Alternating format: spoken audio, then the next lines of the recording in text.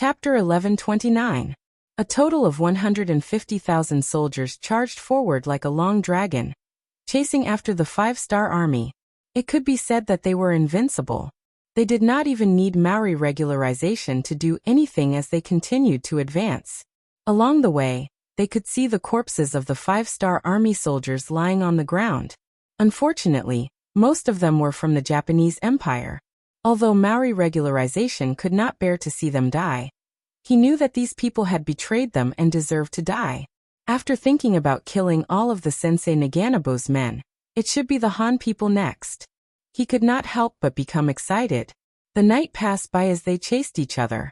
By the time the next day dawned, they had already traveled 30 to 40 kilometers. When the sun rose and shone on their bodies, they felt a warm feeling. Fatigue also surged through their bodies. Reporting to General, the scouts at the front have sent news that General Fukatatani's army has disappeared. Just as Maoli was lazily stretching his back on his horse, a personal guard walked over and said something that made him turn pale with fright.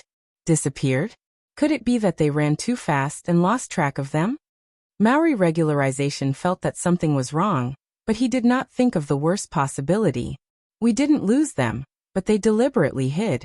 General, we are surrounded by tall mountains. If someone wants to hide, it won't be easy to find them. The bodyguard didn't dare to speak nonsense without evidence, but he still had the ability to remind the general. They deliberately hid? How is that possible? Mao Lijeng still had a look of disbelief on his face, but soon his eyes widened. Clearly, he had thought of a possibility. He suddenly shouted, "Pass down the order, pass down the order, stop advancing and retreat immediately." If Fukatatani deliberately disappeared, then there was a big problem. The worst and most likely result was that he did not intend to help the general at all. On the contrary, he did all this to lure them into a trap. Maori regularization came to a realization, but it was too late. Because just as he ordered the army to stop, and before the order had even reached the ears of the 50,000 soldiers, deafening battle cries suddenly came from the surrounding mountains. Then, countless bright-colored five-star army soldiers covered the sky and covered the earth. It was as if a large blanket was about to wrap them up completely. When the battle cries sounded, Maori regularization's expression became very bad. He did not think that the worst result would happen. Speaking of his previous impression of Fukatatani, whether it was Maori regularization or Supreme General Ashikaga Yoshimasa, they did not completely trust him. According to the previous plan, they would only attack when the five-star army was defeated. But the strange thing was that the beginning of the battle was too smooth. Fukatatani actually burned down the granary, and there were so many Japanese army corpses on the ground. Maori regularization also carefully looked at the corpses, and found that the people on the ground had indeed died not long ago. It was all of this that dispelled all of Maori regularization's worries. Now that he thought about it, he was still too anxious. Even if Fukatatani really fought with them against the five-star army, with his strength, how could he do all of this so easily? It was completely because he was forced too hard. Now that he finally saw the light of hope, he threw himself into it without caring about anything else. There's no need to retreat. Tell everyone to shrink the formation and resist as much as possible.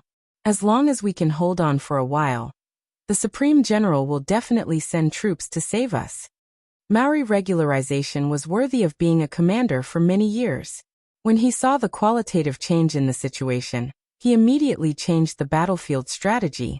However, facing the five-star army that had been prepared for a long time, even if Maori regularization's orders were accurate, once they reached here, everything would be over.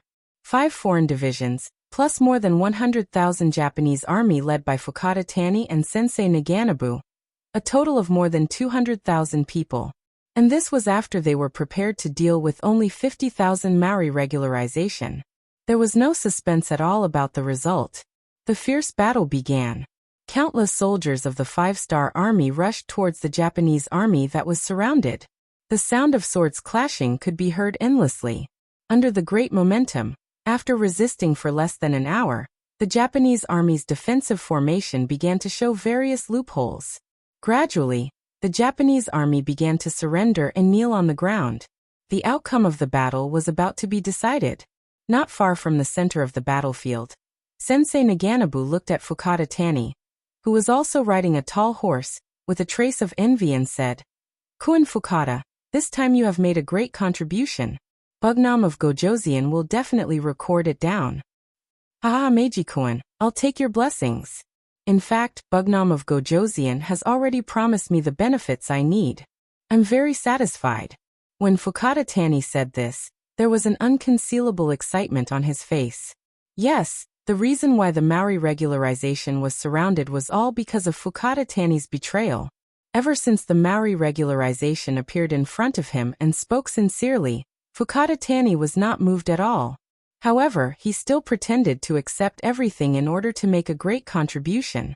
Just like when the Maori regularization left, Fukada Tani went to find the 7th Army's commander, Tiansu, and the 1st Reserve Division's commander, Sukuda, and told them everything that had just happened. Fukada Tani's IQ was not low at all. He was chosen by Ashikaga Yoshimasa to stay in Ping and Beijing. He clearly understood the situation. The so-called Supreme General of the Japanese Empire was nothing more than a grasshopper after autumn. He would not be able to jump around for more than a few days. Not to mention, with what he had done, it would be strange if Ashikaga Yoshimasa would forgive him. The position of Supreme General?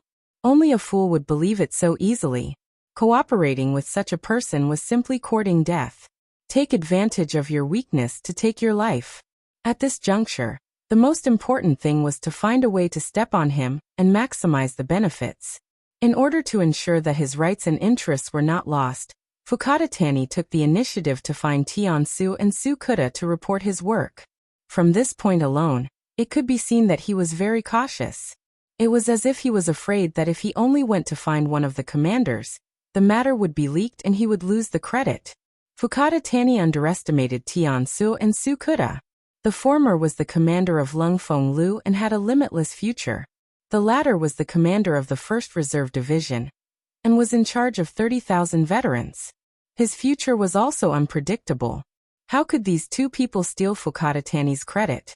Therefore, this news was quickly sent to Yangchendong in Ping and Beijing in the form of a telegram. Not long after, a telegram came back. First, he praised Fukada Tani's loyalty. Then he stated that the 500,000 taels of benefits given by Ashikaga Yoshimasa were all for Fukada Tani's personal use. Not only that, once the Japanese Empire became a province of Yangtze, if he wanted, he could stay in the Japanese Empire and become a true supreme general. This was Yang Chendong's breadth of mind. His vision had never been limited to a city or a place. His goal was the entire world. A small Japanese empire was nothing to him. Not to mention, when the Japanese Empire became a province in the future, it was necessary to have a local supreme general. Only then could they avoid more internal friction. Fukada Tani's ability to lead troops into battle was average, but he was smart enough to see the situation clearly. Yang Chendong was very relieved to have someone like him manage the military of the Japanese Empire in the future. After Tiansu and Sukuda read the telegram, it was sent to Fukada Tani. He was extremely excited and repeatedly said that he would fully cooperate with the 5-Star Army's military operation and fight a beautiful battle for the world to see. Tiansu and Sukuda, who originally wanted to show off and prove themselves, would not let go of such an opportunity. After the three of them discussed, they came up with a military plan to lure the enemy in and surround them to destroy them. Everything was going smoothly. The Maori regularization was surrounded by more than 4 times the number of soldiers, completely cutting off any thoughts of escape. At this moment, Fukada Tani's face was full of smiles and joy. The surrounded Maori regularization was still struggling to lead his troops. From time to time, he would anxiously look behind him. He was waiting for the arrival of the Supreme General. With 50,000 reinforcements arriving, the gap in strength would be reduced. They would still have the strength to fight. At the very least, their chances of breaking out of the encirclement would be much higher. Unfortunately, the Maori regularization was destined not to be able to wait for reinforcements. At this moment, Ashikaga Yoshimasa was not feeling good either. He who was following behind had also fallen into the trap of the 5-Star Army. At this moment he was surrounded by 30,000 veterans of the 1st Reserve Division and the 7th Army, who were all armed with firearms. At daybreak, such a scene appeared in front of him. While Ashikaga Yoshimasa was shocked, he also felt a sense of powerlessness. He did not expect the situation in front of him to be like this. There were still too many questions that he did not understand. Taking advantage of the fact that the two sides were only surrounding each other and had not yet engaged in battle, Ashikaga Yoshimasa took the initiative to ride to the front of the army. He asked the two division commanders, Tiansu and Sukuda, who were opposite him, "The two of you, I admit defeat this time. Before I fight to the death, there is one thing that I would like to clarify. Seeing that I may die, please tell me the answer. Don't let me be a confused ghost, okay?" Ashikaga Yoshimasa lowered his noble head just to ask a question. As the soon-to-be victors, Tiansu and Sukuda, of course, would fulfill his request. Tiansu took the initiative to say, "Okay, as long as your question does not involve any military secrets, we can consider telling you the answer." "Thank you." Imitating the Han people, Ashikaga Yoshimasa clasped his fist and bowed again.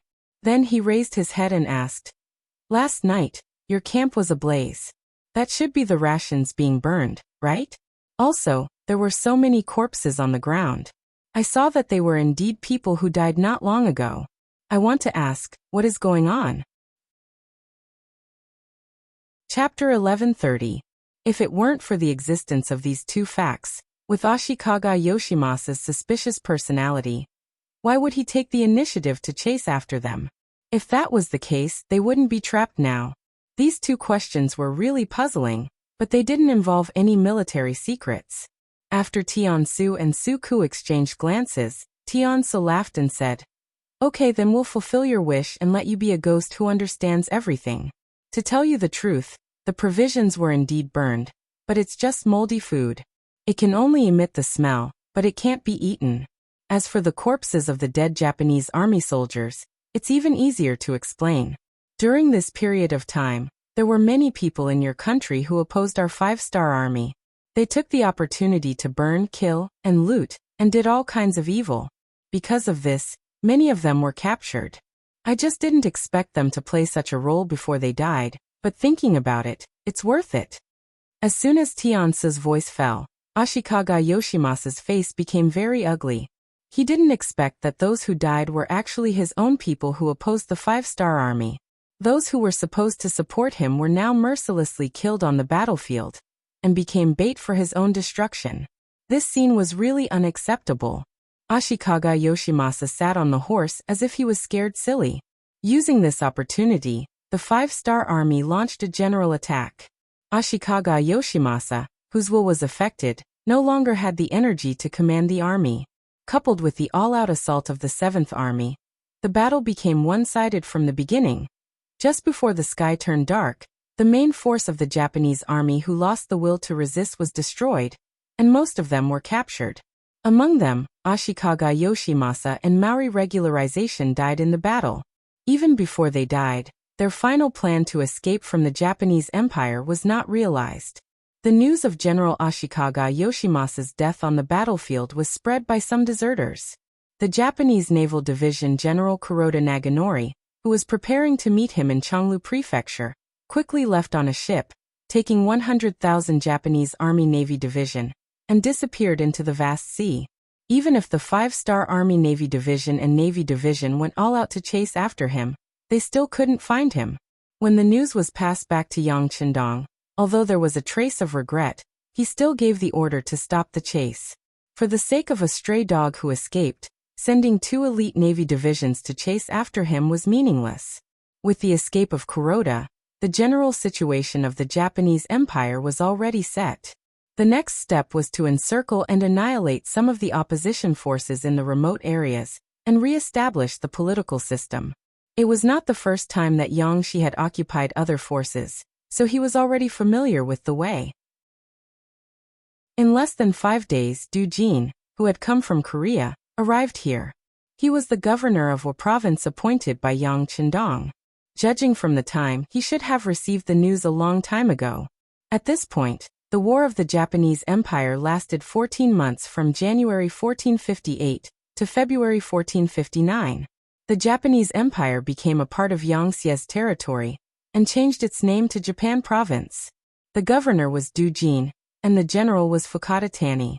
In order to maintain the stability and prosperity of Japan Province, not only did Yangtze open a lot of businesses here, but Yangchendong also allowed 100,000 soldiers and 100,000 navy divisions to stay here. At the same time that Shaowei Province was established, many mines were being developed at the same time. According to Yangchendong's memories from his previous life, many mines that would take many years to be discovered were being developed one by one, especially silver mines. It could be imagined that with so many silver mines being developed, it would be a great financial support for Yangtze's forces. Of course, these things were handed over to the new governor, Dujin, to deal with. As Japan Province was established and gradually stabilized, Yangchendong's eyes began to move to the west, which was Baiming and the grasslands. Before this, a piece of news first appeared in front of Yangchendong. According to Su Yojin, 50,000 Baiming Navy divisions had arrived at Japan Province's South Sea Road. Because communication was blocked, these people didn't know that the Japanese Empire had been replaced by Yangtze's Japan Province. They're here to give you a gift. Alright, accept it. After receiving the news, Yangchendong laughed and gave the order. In reality, this wasn't a coincidence. It was something that Yangchendong had planned for a long time. Even the 4th Army Division, the 1st Cavalry Division, and the new army had been mobilized from the battlefield to welcome these 50,000 Baiming Navy divisions. 50,000 Baiming Navy divisions weren't much, not to mention that they had just been established, so their fighting strength was mediocre. The reason why Yangchendong attached so much importance to them was to attack Baiming Navy divisions, and use this name to make a move against Baiming. Yes, Yangchendong had already decided to go to war with Baiming. Since the other party wanted to attack the new 2nd Army, it would be impolite not to reciprocate. Of course, he had to return the favor. As for whether this battle would be a partial one or a full-scale one, it would depend on the development of the situation. Baiming Navy divisions naturally knew Yangchendong's intentions, especially the Navy Division General Song Yong. At this moment, he was standing on a ship in high spirits, looking at the Japanese army soldiers and civilians who were lining the streets to welcome him. South Sea Road, Tosa Prefecture. This place was close to the coastline, and was also the only way for various forces to enter this place. Now, in front of the largest dock here, there were tens of thousands of soldiers and civilians of the Japanese Empire. They were shouting the slogan of the Celestial Empire to welcome the guests from afar. Song Yong, who was leading a group of Baiming Navy divisions, had a full smile on his face. He was very happy in his heart. Everything in front of him made him very excited. After all, it would be strange if he wasn't in a good mood after receiving such a welcome. What made him the happiest was that on the way here, they had encountered the 5-star Army at sea. At that time, he was very nervous. Everyone knew that the 5-star Army's Navy divisions were very powerful. Just when Song Yong was sweating cold sweat, and was thinking about whether to return the fleet or not, the 5-star Army's Navy divisions suddenly retreated. It was as if they were afraid of them. The difference between heaven and earth made Song Yong a little confused, but he quickly remembered that he was representing Baiming. Even if the Great Ming Dynasty was divided into two, a starving camel was still bigger than a horse. It was still not something that anyone could spy on. It was precisely because of this experience that Song Yong was full of confidence in this operation. Even the powerful 5-star Army's Navy divisions didn't dare to be enemies with him. What else was there to be afraid of? As a result, his task this time should be very simple. Along the way, his mood became very happy. When he arrived at the island of the Japanese Empire, he saw the huge crowd here to welcome him. The trace of worry he had disappeared. Song Yong's mood was very good. With his hands behind his back, he walked forward steadily with a confident smile on his face. It gave people the feeling that as soon as they appeared here, they would be able to quickly solve the crisis here. After Song Yong got off the ship and received a warm welcome, more and more Baiming soldiers also got off the ship one after another. After drifting on the sea for so many days, anyone would feel a little uncomfortable. Now that they could walk on land, and they were so welcomed, it was a very wonderful thing. The person in charge of welcoming Songyong was a Japanese army general called Okabe Uchiyama. It was said that he was a very important general under Ashikaga Yoshimasa. He was responsible for receiving Songyong and his party. This Okabe Uchiyama, who was not very tall and even looked a little wretched, seemed to be very good at grasping people's hearts. He had a smile on his face that made people feel like they were bathing in spring. He accompanied Songyong all the way to a small town not far from the dock. General Song, we thank the great Ming Empire for sending troops to support us. In order to express our gratitude, the great Ming Empire has prepared food and wine, as well as beautiful women. We will certainly not let General Song down. At the same time, Okabe Uchiyama took out 2 banknotes worth 100,000 silver from his arms like a magic trick, and put them in Songyong's hand when no one was looking. Songyong's eyes only glanced at the banknotes. After seeing the amount on it, the originally very happy Songyong's face became even redder. He didn't expect to have such a harvest. It was said that the Japanese Empire was a small country, poor and pitiful. He thought that coming here would be difficult, but now it seems that this was not the case. It has to be said that the great Ming Empire's people were prejudiced. Under the Confucian education, they seemed to be the only orthodox people in the world, and they were the most powerful. Because of this, they had a sense of superiority, but if they underestimated the great Ming Empire, it was only a matter of time before they suffered a big loss. Back to the topic, Songyong held the banknotes in his arms and patted his chest in joy as he said to Okabe Uchiyama, "General Okabe, you can rest assured. With our Beiming Navy here, the 5-star army will not dare to act rashly. They are only the subjects of Bugnam of Gojoseon. How could they dare to become enemies with the Emperor of Beiming?" Good, with General Song's words, that's great. And how about this, let's drink and eat first. In the words of the Han people, it's a welcoming dinner for everyone. After that, we'll go and rest. Hee. I've arranged a surprise for General Song in the room. As for the 5-star army, we'll talk about it tomorrow. Okabe Uchiyama's eyes were squinted, and he was smiling so much that his eyes almost disappeared. He was expressing his joy. Of course, Songyong knew what an unexpected surprise was. He had just seen a lot of girls from the Japanese Empire in the crowd. They were all dressed up beautifully, and their eyes were like silk. Their faces were so soft that it seemed like water could be squeezed out of them. There were a lot of girls, and they had already attracted the attention of the Beiming Navy soldiers. Okabe Uchiyama had also intentionally mentioned the word beautiful. So how could he not know what it meant? Haha, good, then I will have to trouble General Okabe. General Song is too polite. This is what we should do. You are here to help us. Okabe Uchiyama continued to laugh. Those girls were indeed from the Japanese Empire, but they were different from normal girls from the Japanese Empire. They were the family members of the great generals and the soldiers. Now that the great general was dead, as the family members and relatives, they naturally needed an explanation. In the end, after some consideration, Okabe Uchiyama gathered them together and started a sex business. Chapter 1131. Unlike the women in the brothel, they were only responsible for solving the personal problems of the soldiers. When the matter was reported to Yang Chendong, he hesitated for a while, but in the end he did not refuse. On the contrary, he gave a name to these women, calling them comfort women.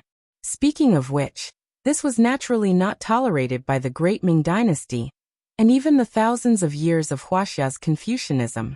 However, when he thought of what happened in Nanjing in his previous life, and how many women in Huaxia were harmed by the Japanese Empire, he could not bear to do it. He took it as an interest. What Yang Chendong did not expect was that when the children of the sinners found out that they did not need to die, and only needed to serve the men, and if they performed well, they could even get money to help the sinners get out of trouble. Most of them did not object, and instead they were excited that they could do something for their families. This was the nature of servility and lowliness. After hearing about this, Yang Chendong finally did not say anything. Even when the 8th madam found out about this, she did not say anything. First of all, these were the children of the sinners, and it would be unreasonable if they were not punished. Second of all, In the Japanese Empire, men were superior to women. Now that they had a chance to wash away all the shame, this kind of opportunity was hard to come by. Of course, Junko also asked Yang Chendong about this matter. She meant that the daughters of the sinners could do this, but the ordinary people did not need to do this. Otherwise, what would the men of the Japanese Empire do? Yang Chendong, who did not agree to this, quickly satisfied Junko's request. He stipulated that only the daughters of the sinners could enter the comfort women. If there was any coercion, no matter who was involved, no matter what level of authority was involved, they would all be severely punished. In this way, an independent group of women appeared, and the first task they received was to entertain the 50,000 Baiming soldiers who came from afar. They wanted to make them happy and satisfied, so that they would put down all their vigilance and work hard for the next plan. Under special arrangements, more and more women from the Japanese Empire were brought to the temporary barracks of the Baiming Navy outside the town. Because there were too many wolves and too little meat, it was said that there were some disputes when it was almost nighttime. Some soldiers even had internal strife and fights because of the lack of women. Of course, this was only a small matter, because in the middle of the night, something even bigger happened. Countless soldiers of the 5-star army suddenly appeared like divine soldiers descending from the heavens. With lightning speed, they took control of the 50,000 Baiming Navy soldiers. Many soldiers could not understand this sudden scene.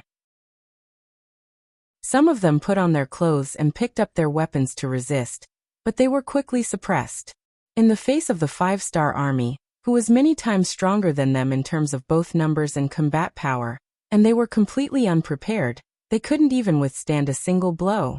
The 50,000 Baiming Navy soldiers were all captured, and even the soldiers who stayed on the ships did not have the chance to escape. They were all wiped out by the 5-star army. The last one was Song Yong, who was enjoying the pleasure of a man in the town.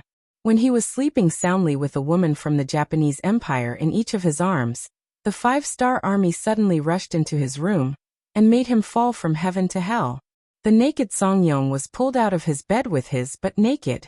Song Yong didn't wake up until his body touched the ground, and he felt the coldness of the neon soil in February. Then he shouted, "What are you doing? I am the general of the Baiming Navy, and I am here to help you. Are you trying to rebel?" Song Yong's shout was not soft, but no one cared. When he was dragged all the way to the main hall of the room, under the bright lights, he saw Yang Chendong sitting on the main seat. He was wearing a green robe, and his entire body was emitting an oppressive aura. Yang Chendong was not just a name, but a famous person.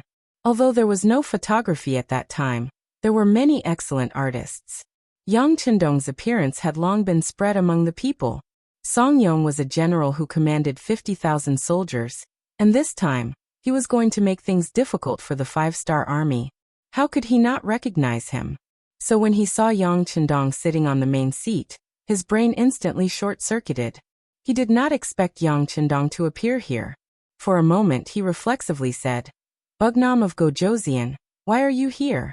Shouldn't you should be facing the siege of the Japanese army in Ping and Beijing? Ignorant guy. Let me tell you, the Japanese Empire is gone.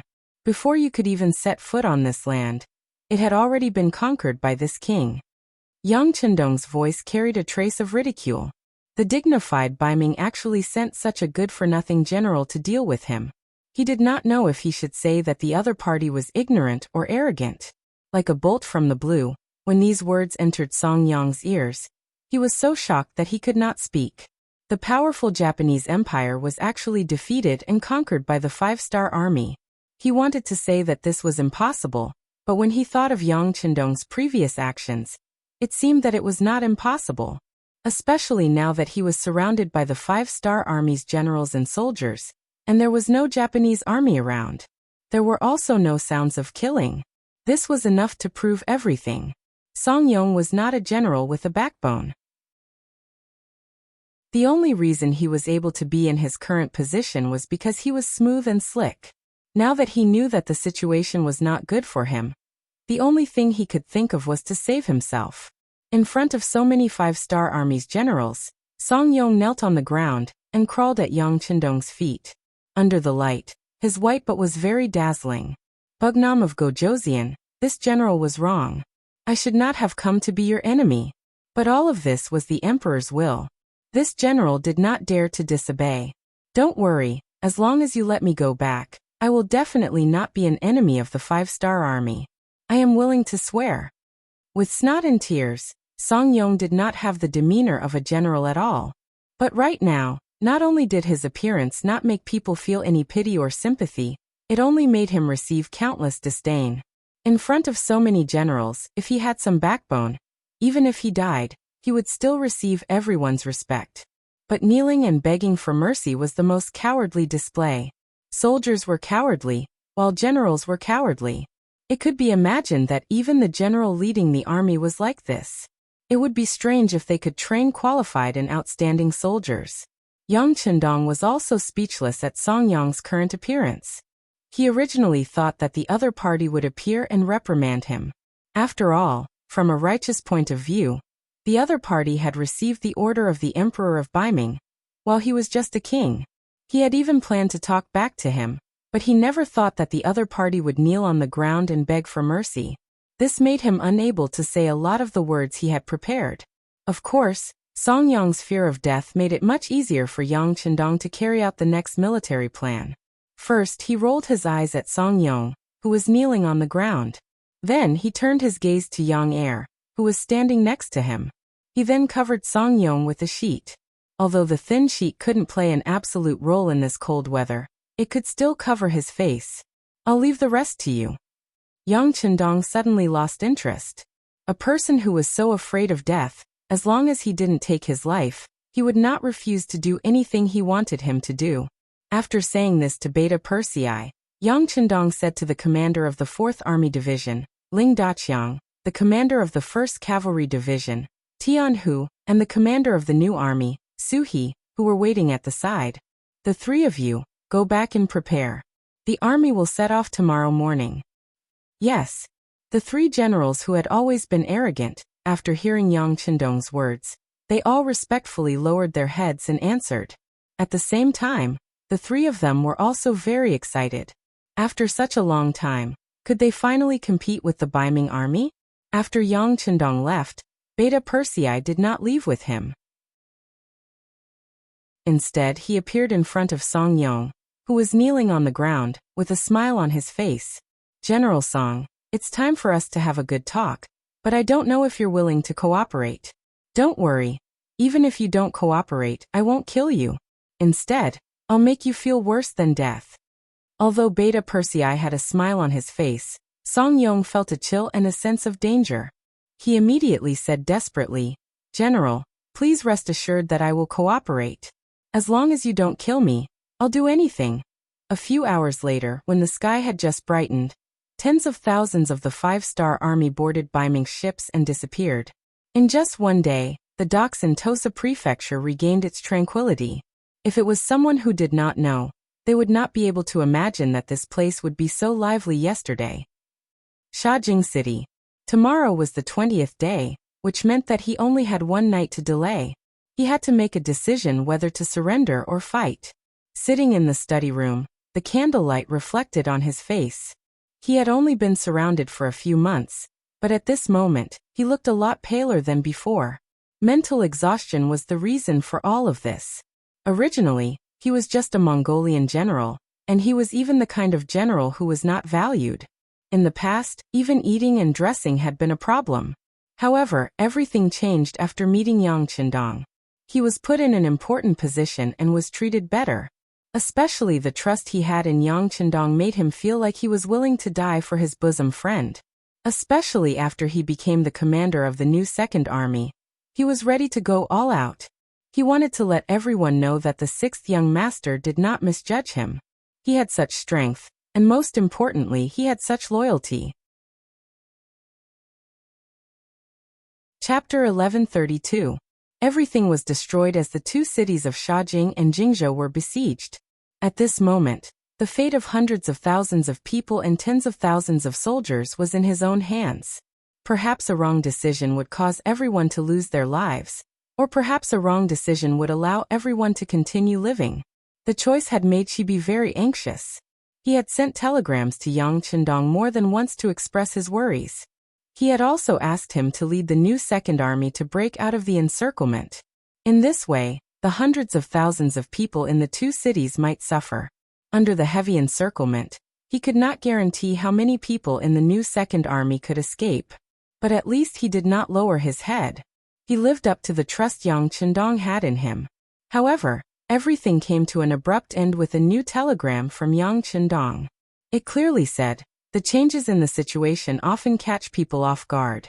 But thinking back to the humiliation of Han Xian and the suffering of the king of Yu, it all proves that temporarily lowering your head and lying low is also a wise move. As for where to go, no matter what decision you make, I believe in you." It was a simple sentence. There was no deliberate guidance or command. It was a sentence that placed all the initiative in his hands.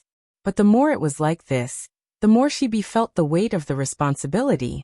He could not make a decision for a long time. "Master," outside the door, Division Commander Kong Ji and Guard Captain Wu asked to see you. Just when Shibi was still struggling in his heart and could not make any decision, the voice of the butler sounded outside the door. Kong Ji, the division commander of the 1st Cavalry Division of the new Second Army, could be said to be second only to Shibi in the army. In other words, once something happened to Shibi, Kong Ji would be the temporary division commander of the new Second Army. This was also what Yang Chendong had said when he established the new Second Army. Wu Xiaoyi, Shibi's guard captain, was not only strong, but also loyal. It could be said that he was the last line of defense to ensure Shibi's safety. When something big happened, Shibi would discuss it with him. It could be seen that he was also a very important figure in the new Second Army. It was these two people who came together in the night. Even Shibi did not pay attention to them. "Please." Soon, the housekeeper brought the two of them into the study. Knowing that there was something important to discuss, the housekeeper took the initiative to leave and close the door. When there were only 3 people left in the room, the atmosphere could not help but become a little tense. Perhaps everyone knew that time was limited, so after a few moments of silence, the commander of the 1st Cavalry Division took the initiative to ask, "Commander, tomorrow is the deadline given by Baiming.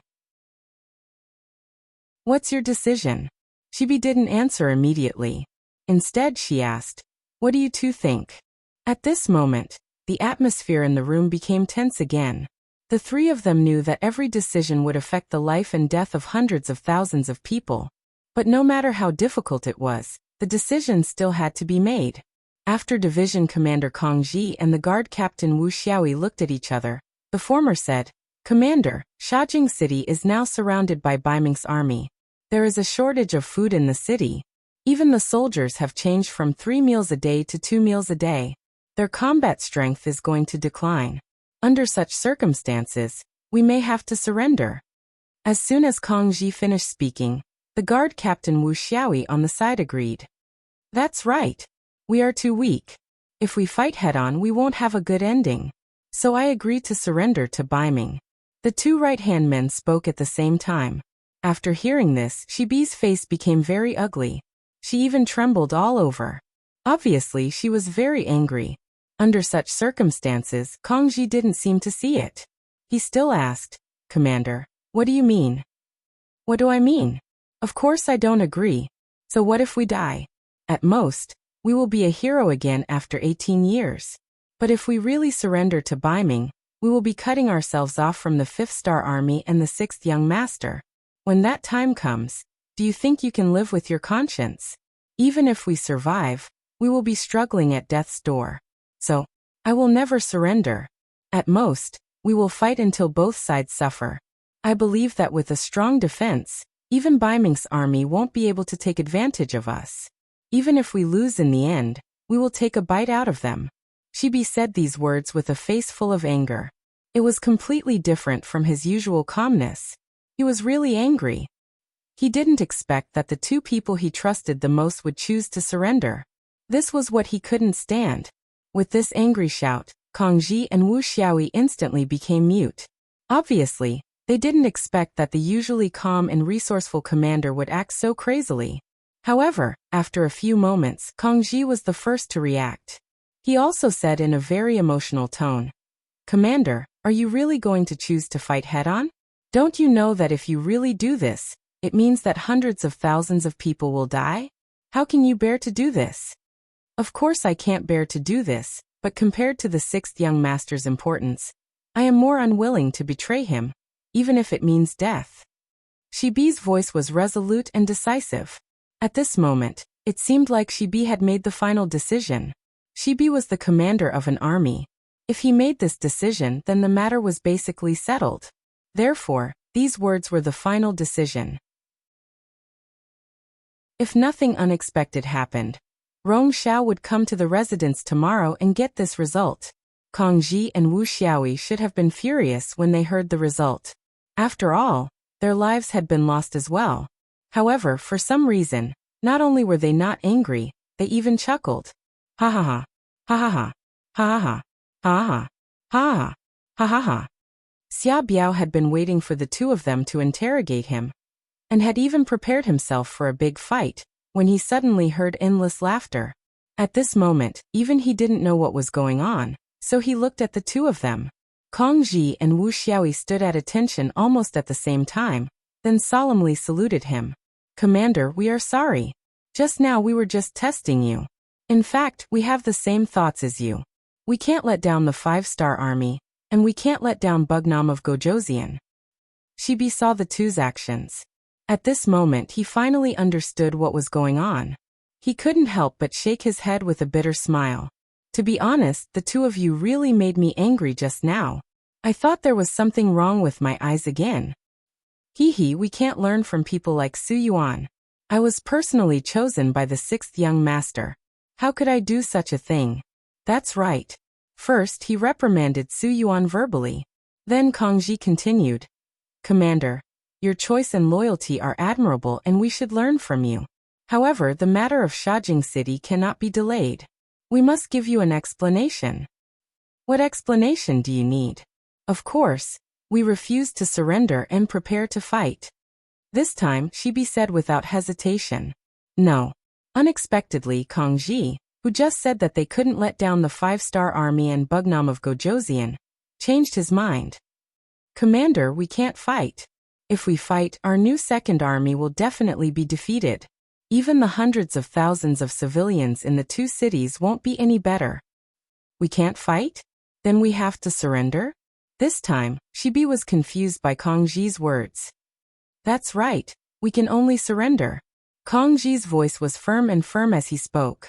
As soon as he finished speaking, Wu Xiaoyi, who had been silent for a long time, said, We can only surrender.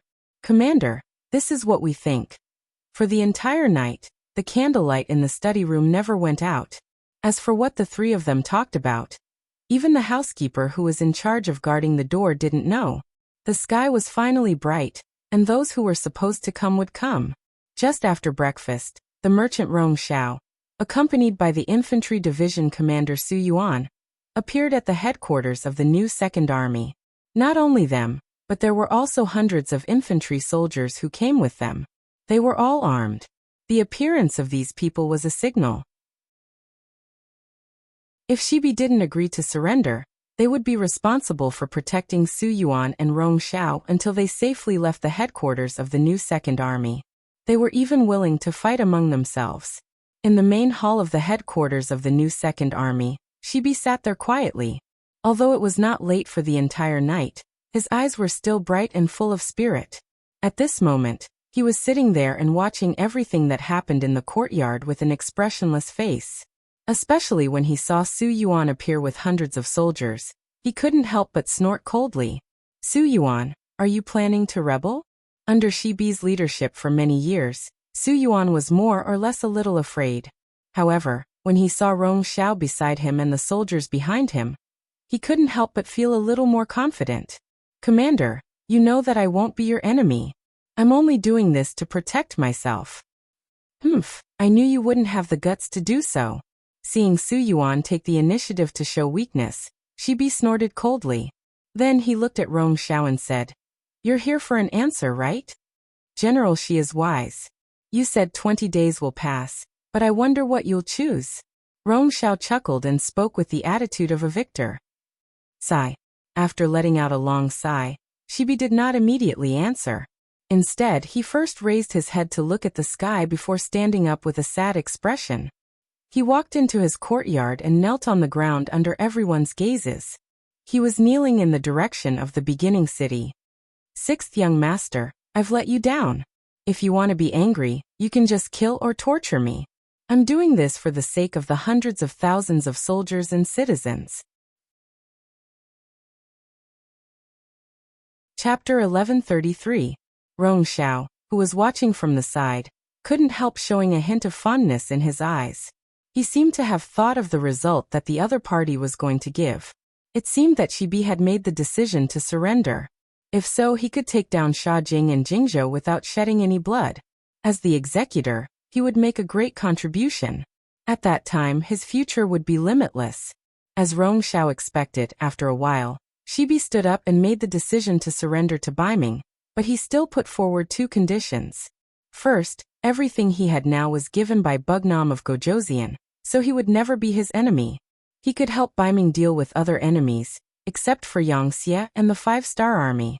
Second, no one could hurt the 100,000 people in Shajing and Jingzhou.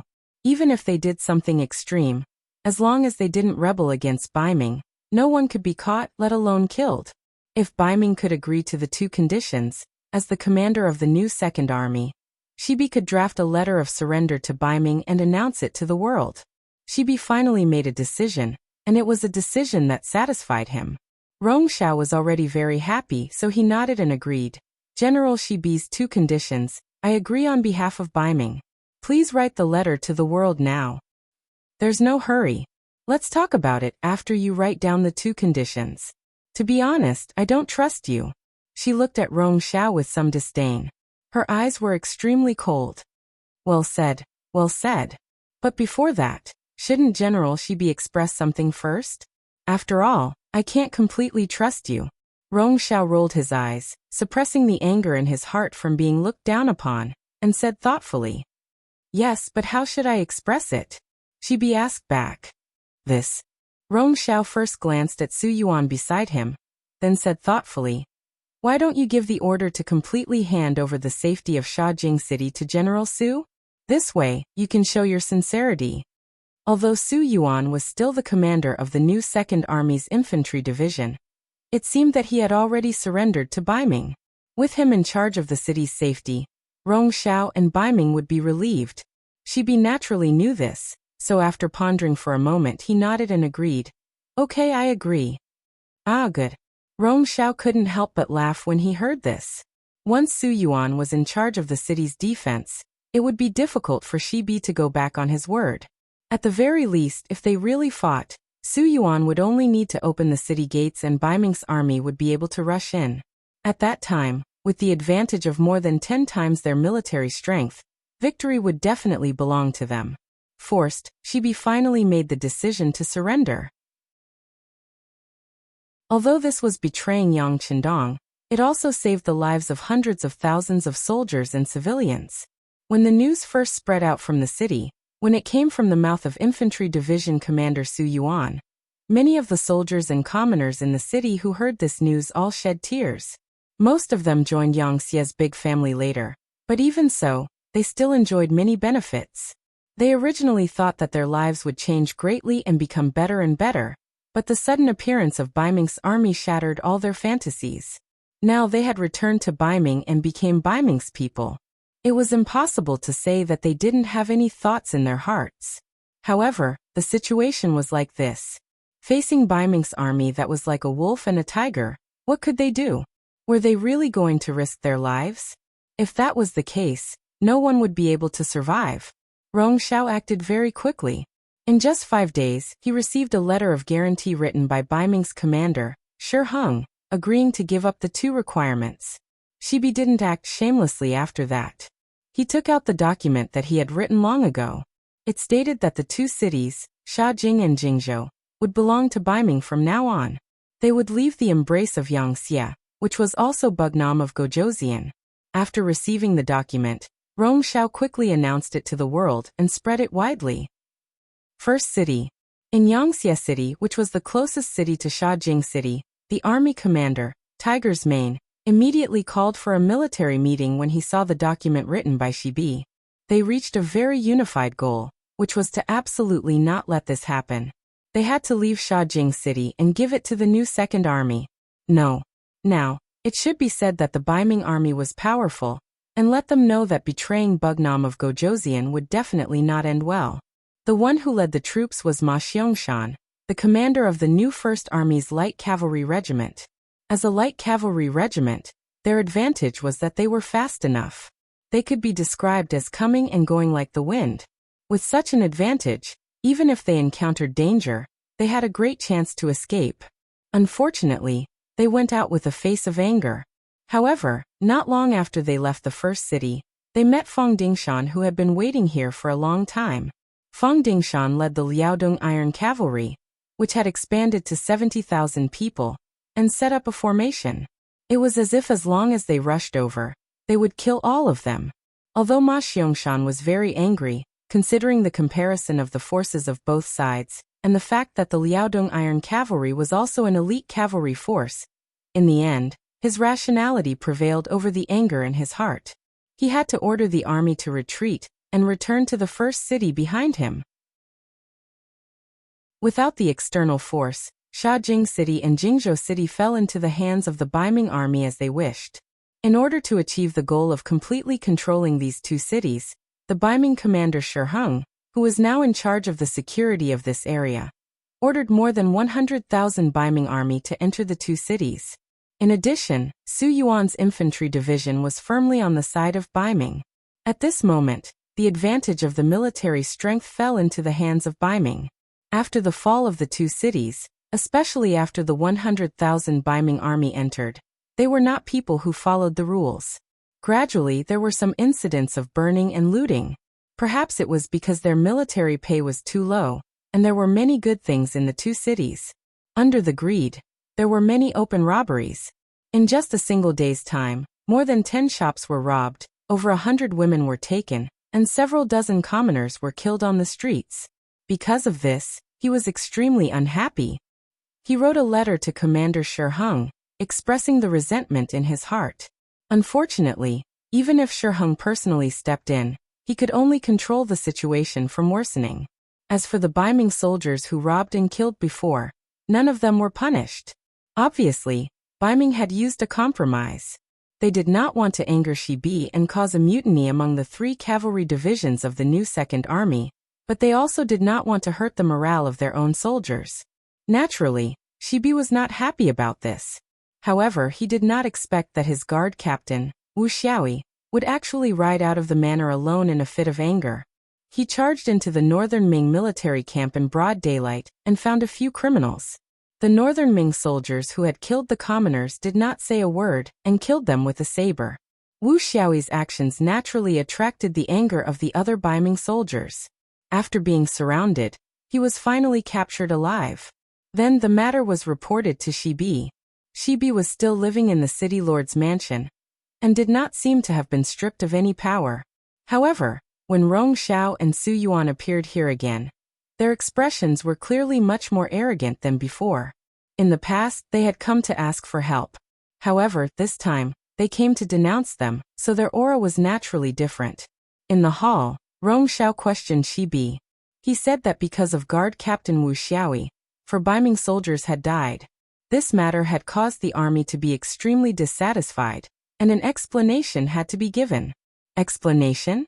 What explanation? You promised me before that you would not harm the people in the city. What did you do? Guard Captain Wu only acted out of indignation.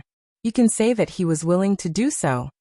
Shibi naturally would not allow the other party to criticize him, and took the initiative to counterattack. Even if you are dissatisfied, you can't just casually charge into the army camp and kill people. If you don't follow the rules, how can we explain this to the soldiers? Therefore, Wu Xiaoi must die. Of course, we were also in the wrong before. How about this? General Shibi will personally deal with Wu Xiaoi. This can be considered as us giving you face. Furthermore, we can guarantee that no one will harass the people in the city in the future. Rong Xiao had already thought of what to say. At this moment, he appeared to be awe-inspiring and righteous. However, They did not kill Wu Xiaoyi and instead handed him over to Shibi for him to kill. This action was truly too sinister. Hearing this, Shibi's eyes flashed with uncontrollable anger. Just as he was about to say something, Rong Xiao spoke again.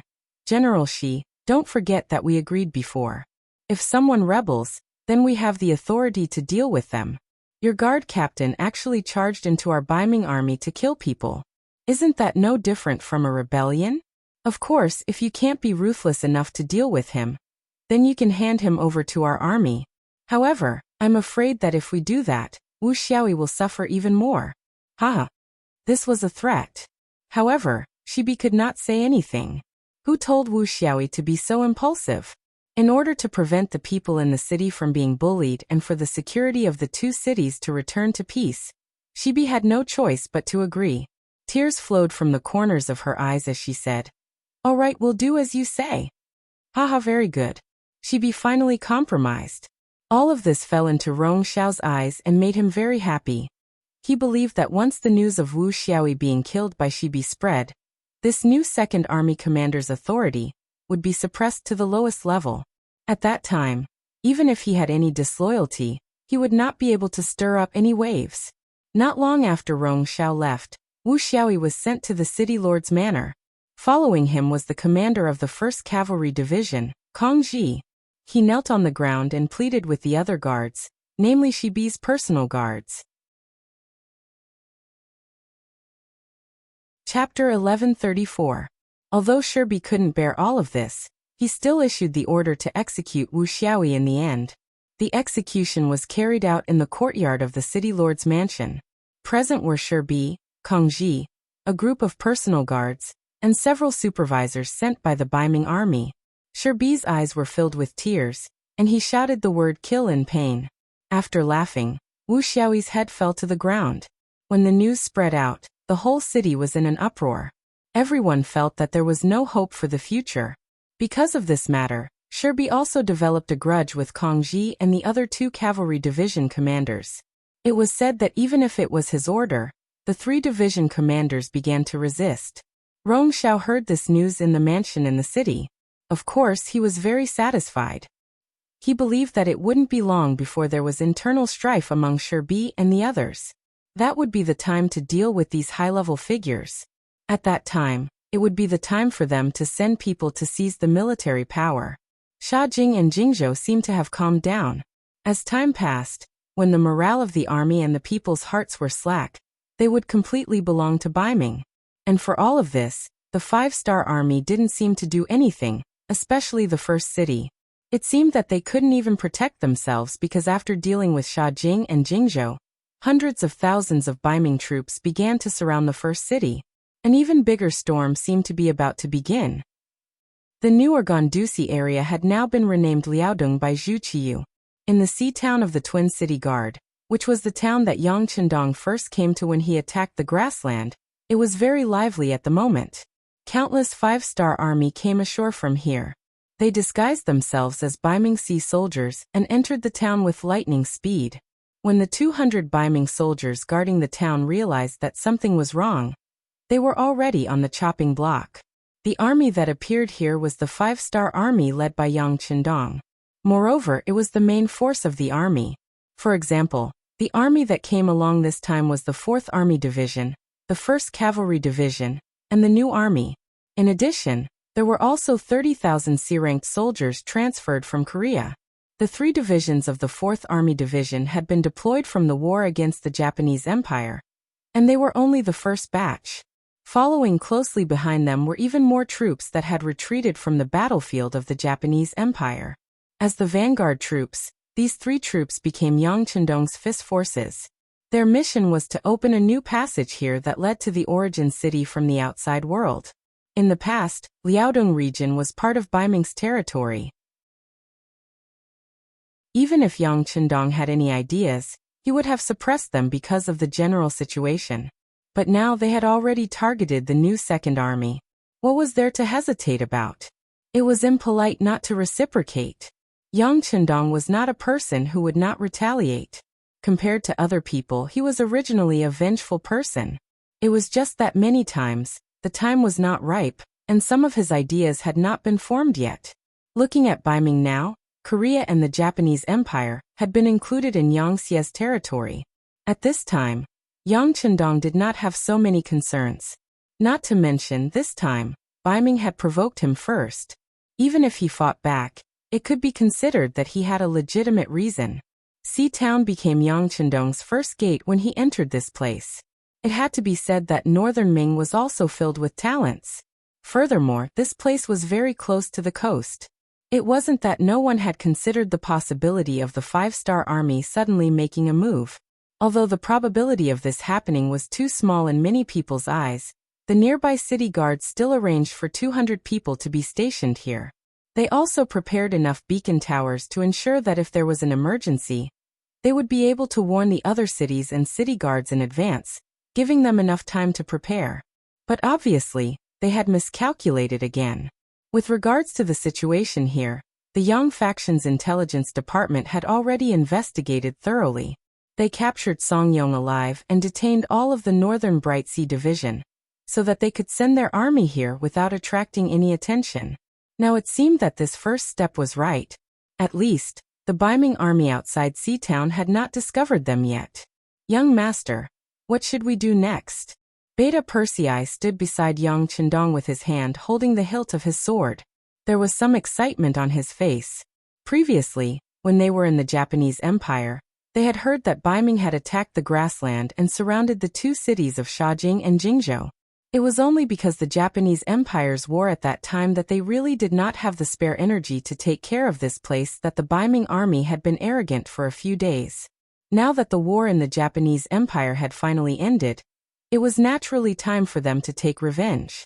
It could be said that Yang Er and the other warriors were filled with anger when they came here. Their first opponent was only around 200 people, and they had come here in the form of a surprise attack.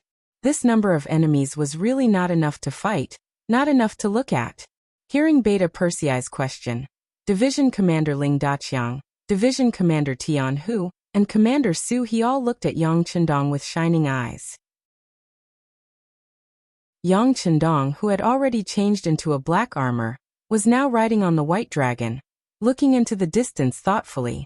This was not the first time he had appeared in Sea-Town, but compared to before, the pressure on him this time was obviously greater. It was not for anything else, but because his opponent this time was Baiming, the so-called orthodox in the eyes of the world.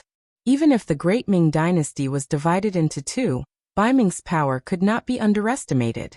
The intelligence department showed that the other side had an army of more than 4 million soldiers. And this was not enough. They were still expanding, and this number alone was not easy to deal with.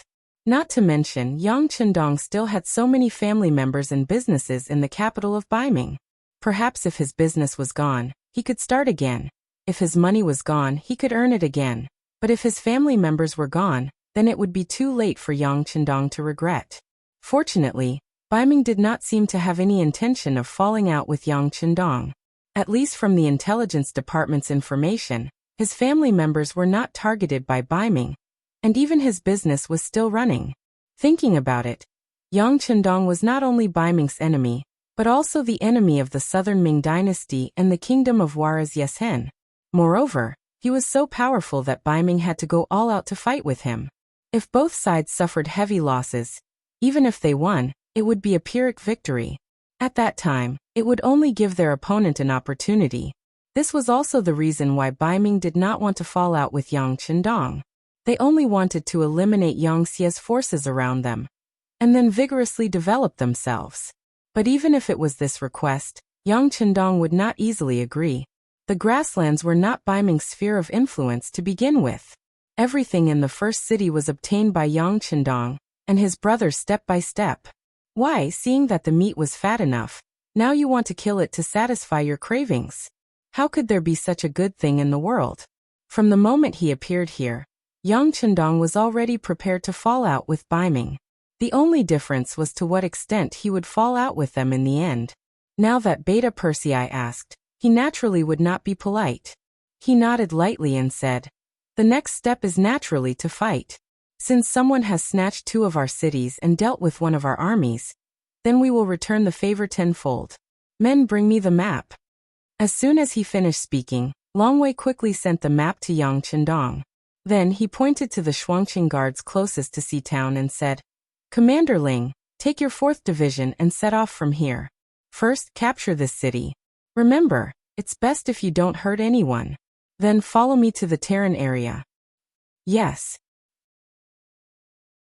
The commander of the 4th Division, Ling Daqiang, immediately stood at attention and said with a happy expression, "This was equivalent to the first battle. And this was handed over to Lung Feng. This was enough to prove the 6th young master's trust in them." Yang Chendong pointed to many places on the map one after another, then looked at Su He and asked in a deep voice, "Commander Su, from Shuangqing guards to the west, the Ajulan guards, the Tunh guards, the Fuyu guards, the Duoyan guards, all the way to the Wonan River guards, as well as a large area in the north. I'll leave it all to you. Do you have the confidence to take them down one by one?" Su He's face was solemn, but his expression showed that he was extremely excited. He immediately stood at attention and said, "Please rest assured, Bugnam of Gojoseon. Our new army promises to complete the mission." "Very good." Yang Chendong nodded in satisfaction. Finally, his gaze fell on Tian Hu and said, "With all the targets of the new army as a front line, this will be your defense area. In short, no reinforcements from Beiming are allowed to set foot here. If one appears, you will defeat it. Do you have a problem?" "No problem," Tian Hu promised. As the number 1 cavalry unit, the commander of the 1st Cavalry Division, their mobility had always been the strongest. They were the most suitable to intercept reinforcements. The 3 capable generals had divided the work. The moment Yang Chendong ordered people to put away the map, he looked forward with bright eyes and said, "Very good. Since that's the case, everyone go and prepare. We will set off in 4 hours. Do not slack off." With the order, Yang Chendong's first initiative to mobilize troops against Beiming officially began. This also meant that Yang Chendong had enough confidence to compete with Beiming for the world. After the end of the naval battle, the land battle officially began. Shuangqing guards Qianhu Hiying. He was currently resting in his mansion in Shuangqing. He didn't feel that the war had begun, and that he was in danger. This couldn't be blamed on him. Since Beiming began to vigorously develop their military, the status of the soldiers had increased a lot. Especially with the establishment of the Liaodong cavalry, many of the troublemakers in this area were recruited. Without those troublemakers causing trouble, Hiying felt that the security was a lot better. Therefore, during this period of time, he was very comfortable as a Qianhu. After dinner, he would hug his new concubine and sleep soundly in the room. It was really a happy thing in the world. It was wonderful. Chapter 1135. But as the saying goes, when a person sits at home, misfortune will come from the heavens. The sky had completely darkened, and the twin city guards, which was not very large, had also sunk into a state of silence. However, outside the He mansion, there was a series of urgent knocks on the door, causing many people in the mansion to be awakened. No matter what, Hiying was still a general, so he was still somewhat vigilant. The knocks on the door also woke him up, but the long period of peace did not make him think too much. Instead, he could not help but shout outside, "What's going on? Who's knocking on the door? Why aren't you going to take a look?" Without needing He Ying's orders, the door was already opened.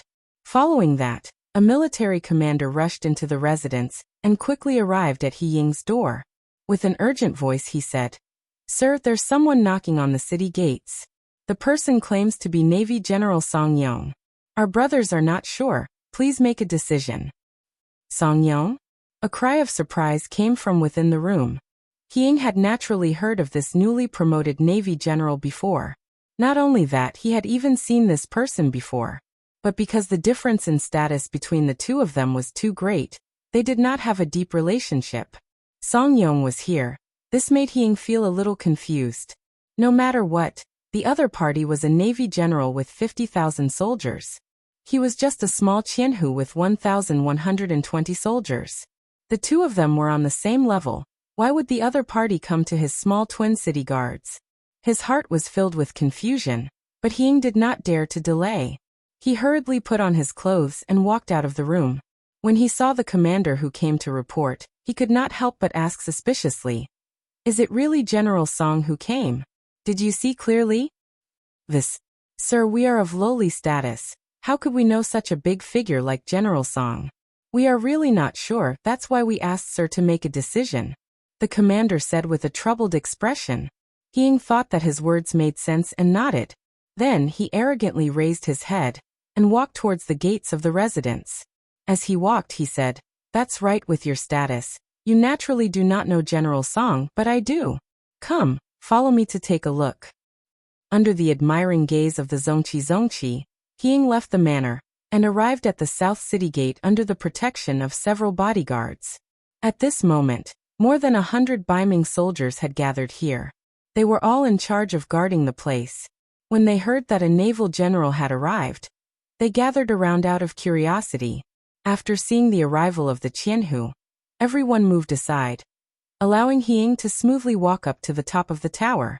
Then, with the help of the torches downstairs, who else could it be but Song Yong on a horse downstairs? Seeing that it was really Song Yong, Ying was very surprised. "General Song, didn't you lead the navy to attack the Japanese Empire? Why would he suddenly appear here?" "Who are you?" Song Yong, who was riding on his horse, asked when he heard someone call out to him. "General Song, I am the Qianhu of the Twin City Guards, Ying."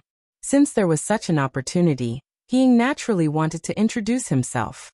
Ying wanted to establish a good relationship, but Song Yong was impatient and shouted, "So it's Qianhu he. But since you know this general, why don't you open the gates? Are you going to refuse to let Shengguan through the gates?" Instead of answering directly, he scolded. Unfortunately, there were people who fell for this trick. For example, Ying was such a person. When he heard Song Yong scolding him, he quickly apologized and said to the soldiers beside him, "What are you all standing there for? Hurry up and open the gates." Naturally, no one dared to disobey Ying's orders. Soon, there was the sound of the gates being opened. Then there was the sound of horse hooves, and more black figures entered through the gates. At this moment, Ying had already descended from the tower and was ready to welcome General Song Yong. However, when he descended from the tower, he was greeted with countless guns and arrows. Needless to say, this was the work of the soldiers of the 4th Infantry Division. With someone like Song Yong leading the way, the Twin City Guards did not even need to fire a single shot. Logically speaking, Yang Chendong could have chosen to launch a night attack. With the soldiers of the 4th Infantry Division, climbing up the walls of the Twin City Guards was not a problem. It was just that he didn't want to make a move on the Han people. And he also needed to preserve the 2 city guards. Because this place would become the Yang faction's logistics base for a period of time. A lot of money and food sent from the sea would be temporarily stored here. So in the end, he chose to let Song Yong stand out and make a contribution. Ying was just a small Qianhu. According to the intelligence department, this person bullied the common people all year round, and was not a good person. Yang Chendong did not even have the intention to meet him, and directly handed him over to the 4th Infantry Division's Ling Daqiang. He has lived here for a long time. He must be very familiar with the situation in Liaodong. Open his mouth and let him know something beneficial to us. Don't worry, 6th young master. A smile flashed across Ling Daqiang's face. After agreeing, he turned around and left. Pass down the order. No soldiers are to disturb the people. At the same time, put up a notice saying that I, Bugnam of Gojoseon, have come. As long as the people here cooperate with us, they can receive money at any time. You can go and do this. Yang Chendong looked at Beta Persei who was following beside him and assigned tasks. Young master, please don't do that. After following Yang Chendong for a long time, Beta Persei knew his young master's feelings for the Han people. He also worked as a logistics division commander for a period of time. Beta Persei was naturally familiar with this small matter. Thus, half an hour later, there were many notices on the walls of the Shuangcheng Guard Central City. A large number of people who were originally in a state of panic gathered to watch. Some literate scholars read the notices, and the other people knew that the one who came was King Wunan of Damyang. The reason why they wanted to occupy this place was because when Bugnam of Gojosian made a move against the Japanese Empire, his rear, the grassland, was attacked by Baiming. Now that the Japanese Empire was dealt with and became a province of the Five-Star Army, Bugnam of Gojosian appeared in Liaodong. This time he came to give those who wanted to deal with him a look. The notice also emphasized that they only wanted to deal with those who opposed them. As for the ordinary people, they would not offend them in the slightest. Once a soldier violated the rules, the people could go to the yamen at any time to report it. Once it was verified, not only would it be dealt with, the person who reported it would also be given a certain amount of silver as a reward. At the end of the notice it was written, "Next, the Five-Star Army will send a large number of military supplies here. They will be transported in all directions from the Shuangcheng Guard Central City. A lot of labor will be needed. As long as the people are willing to participate, they will be distributed according to their labor. Based on preliminary calculations, a strong man could earn 1 tael of silver after working hard for a day. Even a capable woman could earn half a tael of silver." The notice that was posted quickly attracted a lot of discussion among the people. This was also Yang Chendong's request. He did not want to deceive the people. He wanted them to know what was going on outside, and let them participate. This would give rise to a sense of ownership, and in the future, it would be twice the result with half the effort. The notice was written clearly enough, and as expected, it attracted all kinds of discussion among the people. So it was Bugnam of Gojosian who came. I heard that he loves the people very much, especially us Han people. It seems that there is no need to worry. Yes, Bugnam of Gojosian treats the people well. With him around, of course we are safe. But it says that Baiming is attacking Bugnam of Gojosian's forces in the grasslands? What does this mean? Isn't Bugnam of Gojosian, our great Ming dynasty's Bugnam of Gojosian? An honest-looking man in his 40s scratched his head as he spoke with a confused look on his face. In fact, it was not only this middle-aged man. Many people had the same expression. They lived in the Shuangcheng Guard Central City all year round. And because the transportation was not developed, they did not know much about what was going on outside. Fortunately, there were some knowledgeable people in the crowd. They had traveled extensively, so they knew a bit more. Facing this question, they gave an explanation. What do you know? Some of the territories in the grasslands did not originally belong to our great Ming dynasty. That was the world of the Mongol cavalry. Their horses are like the wind, and their people are like ghosts. Wherever they go, they eat people without spitting out their bones. They are still nomads, and other than raising some livestock, they don't know how to do anything else. They don't even have any iron tools. In order to survive, they have set their sights on us, the Han people. They would often rob the Han people stationed there. Other than robbing things, sometimes they would even rob people. That is very abominable. This brother is right. Those Mongol cavalry are very vicious, especially in the recent years. Our great Ming dynasty has allowed them to do whatever they want, causing them to not know how to restrain themselves.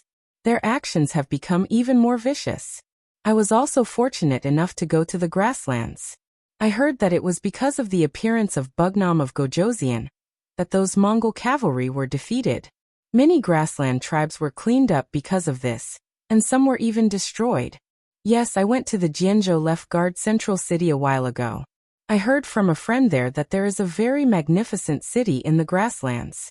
There are countless Han people there, and they live very comfortably.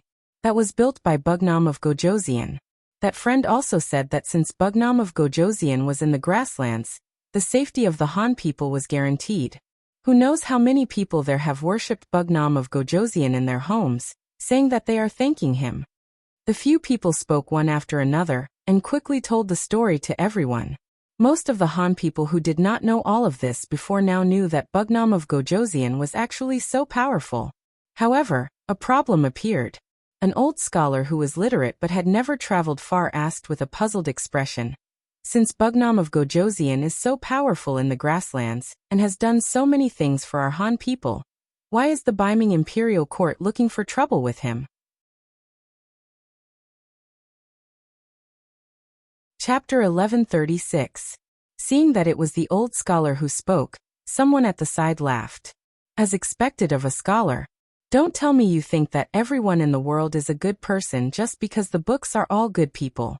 Don't you know the phrase, a great achievement alters the emperor? That's right.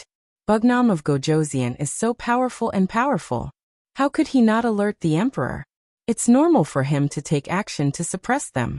Haven't all emperors been the same since ancient times?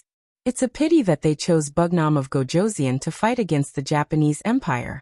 That's not right. No matter what, Bugnam of Gojoseon took care of the Japanese Empire for the good of the people. Shuangqing wasn't very far from the sea. They were lucky enough to see the appearance of the Japanese bandits a few times. Although the Japanese didn't dare to really attack Beiming with their military strength at that time, they could still attack the periphery. After all, their navy was stronger than Beiming. It could be said that many of the people of Shuangqing had suffered losses at the hands of the pirates. Now that they heard that Bugnam of Gojoseon had completely taken care of them, how could they not be happy? Discussions rose and fell like this. Some things that they did not know before were explained by everyone. Most of the people now understood. They also knew that Bugnam of Gojoseon sent out his troops because he was bullied. Furthermore, Bugnam of Gojoseon treated the Han people very well. After a round of discussion, they finally came to a conclusion. First, there was no need to panic. As long as they did not do anything extreme, Bugnam of Gojoseon would not do anything to them. Second, Bugnam of Gojoseon was in urgent need of labor. If anyone had the idea, they could give it a try. Even if they did not get paid in the end, they would only have wasted a day's effort. It was not a big loss. The people did not necessarily know right from wrong. Their knowledge was limited, and they did not care as much about the ownership of the imperial power as those who benefited from it. Just like what the commoners often said, no matter who became the emperor, they would still be them. There would not be any changes. Not to mention a border city like the Twin Cities Guard. It was impossible for the emperor to come here in his lifetime. He had never even seen it, so how could he talk about feelings? What the commoners really cared about was the benefits that they could obtain. Since the 5-star Army's notice said that as long as they worked for them, they would be able to receive money and the remuneration was so high. Why not give it a try? Some of the commoners thought so, but others shook their heads and walked away. Since ancient times, it was impossible to take advantage of the royal family while working for them. Not to mention 1 tael of silver a day. Even if it was 2 maces of silver a day, it would still be impossible. Would those officials and soldiers be so kind? Slowly the crowd dispersed. Most of them were returning home, and only a few of them were heading towards the barracks. All of this fell into the eyes of Longwei, who was observing everything from afar. When Longwei saw it, the matter naturally reached Yang Qindong's ears, and he laughed heartily in response. Good, it's done. As long as one commoner is willing to try, there won't be any problems. Shang Yang's reform had gained the trust of the commoners by standing on a tree as a sign. Now, without standing on a tree as a sign, the commoners were willing to give it a try. How could it not work? Once they returned home with the silver, presumably the city would explode. Considering that the Twin Cities Guard was too small, Yang Qindong did not arrange for people to guide public opinion.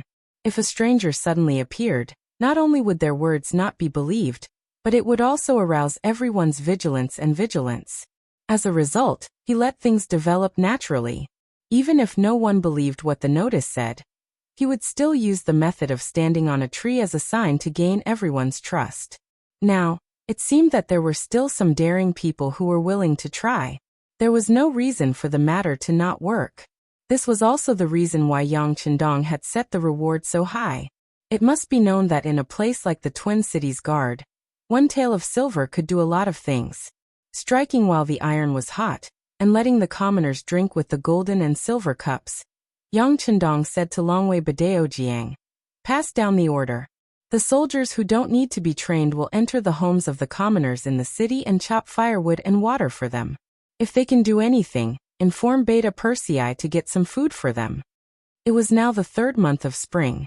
In the south, it was already spring and flowers were blooming, but in the north, especially in the Liaodong region, the weather was still very cold. At night, it was common for the temperature to be 10 degrees below zero.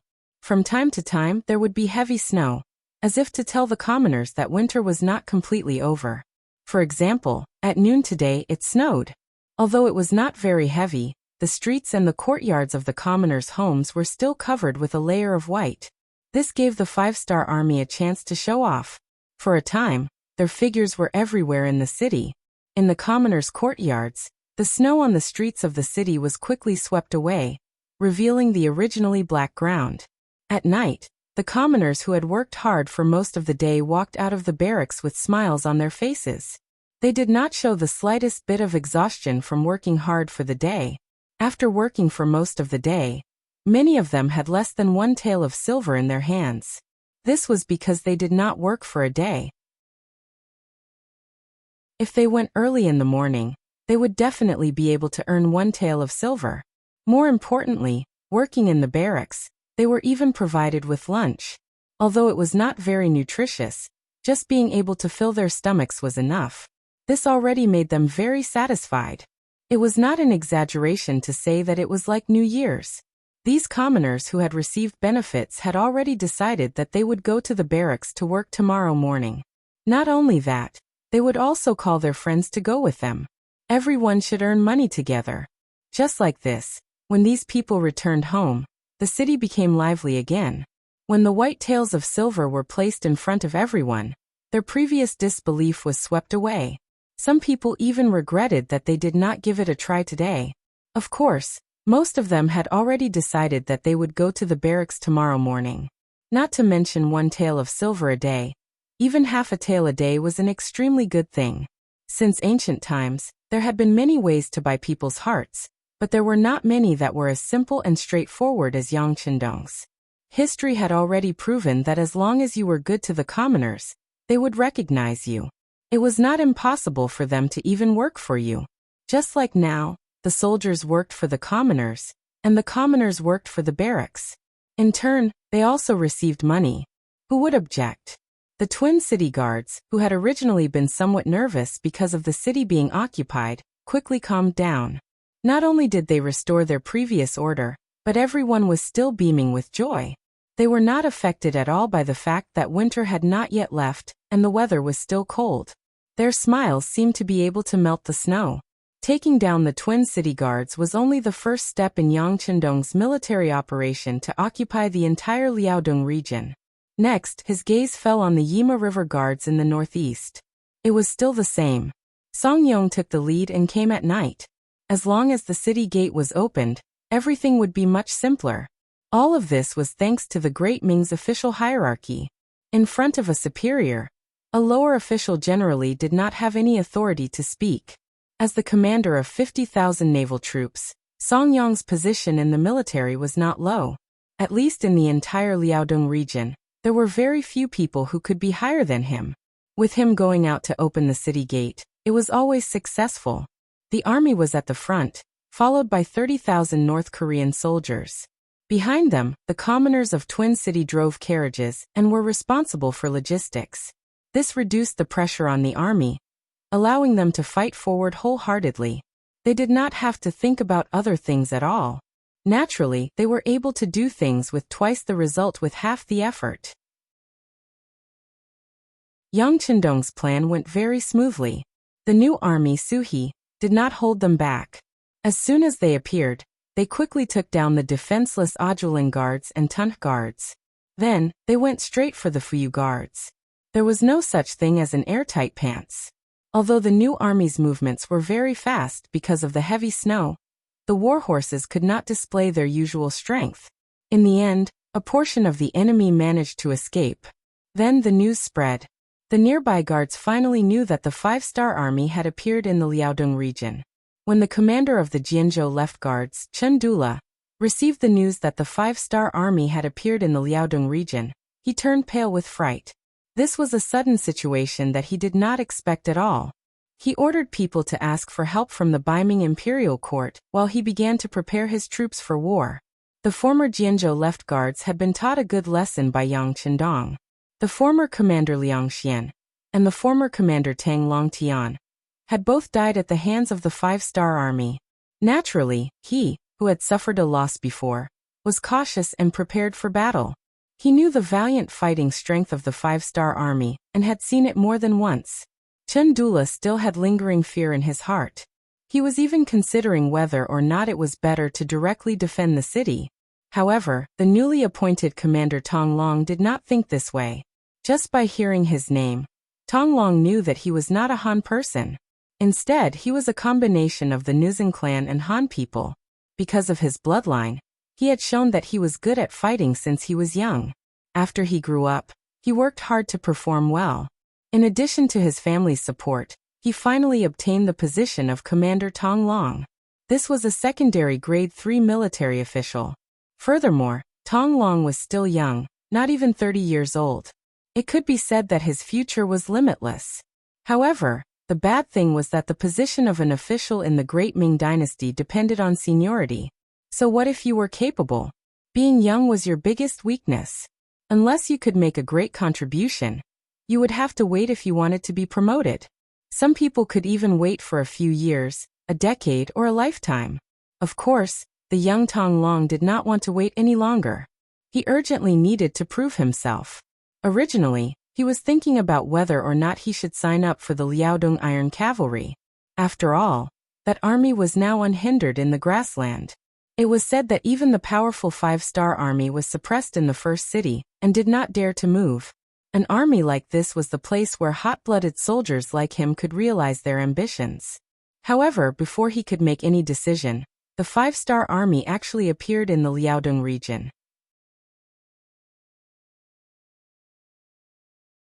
Chapter 1137. According to the official information, the five-star army should be at war with the Japanese Empire right now. Why would they appear here? It was a little puzzling.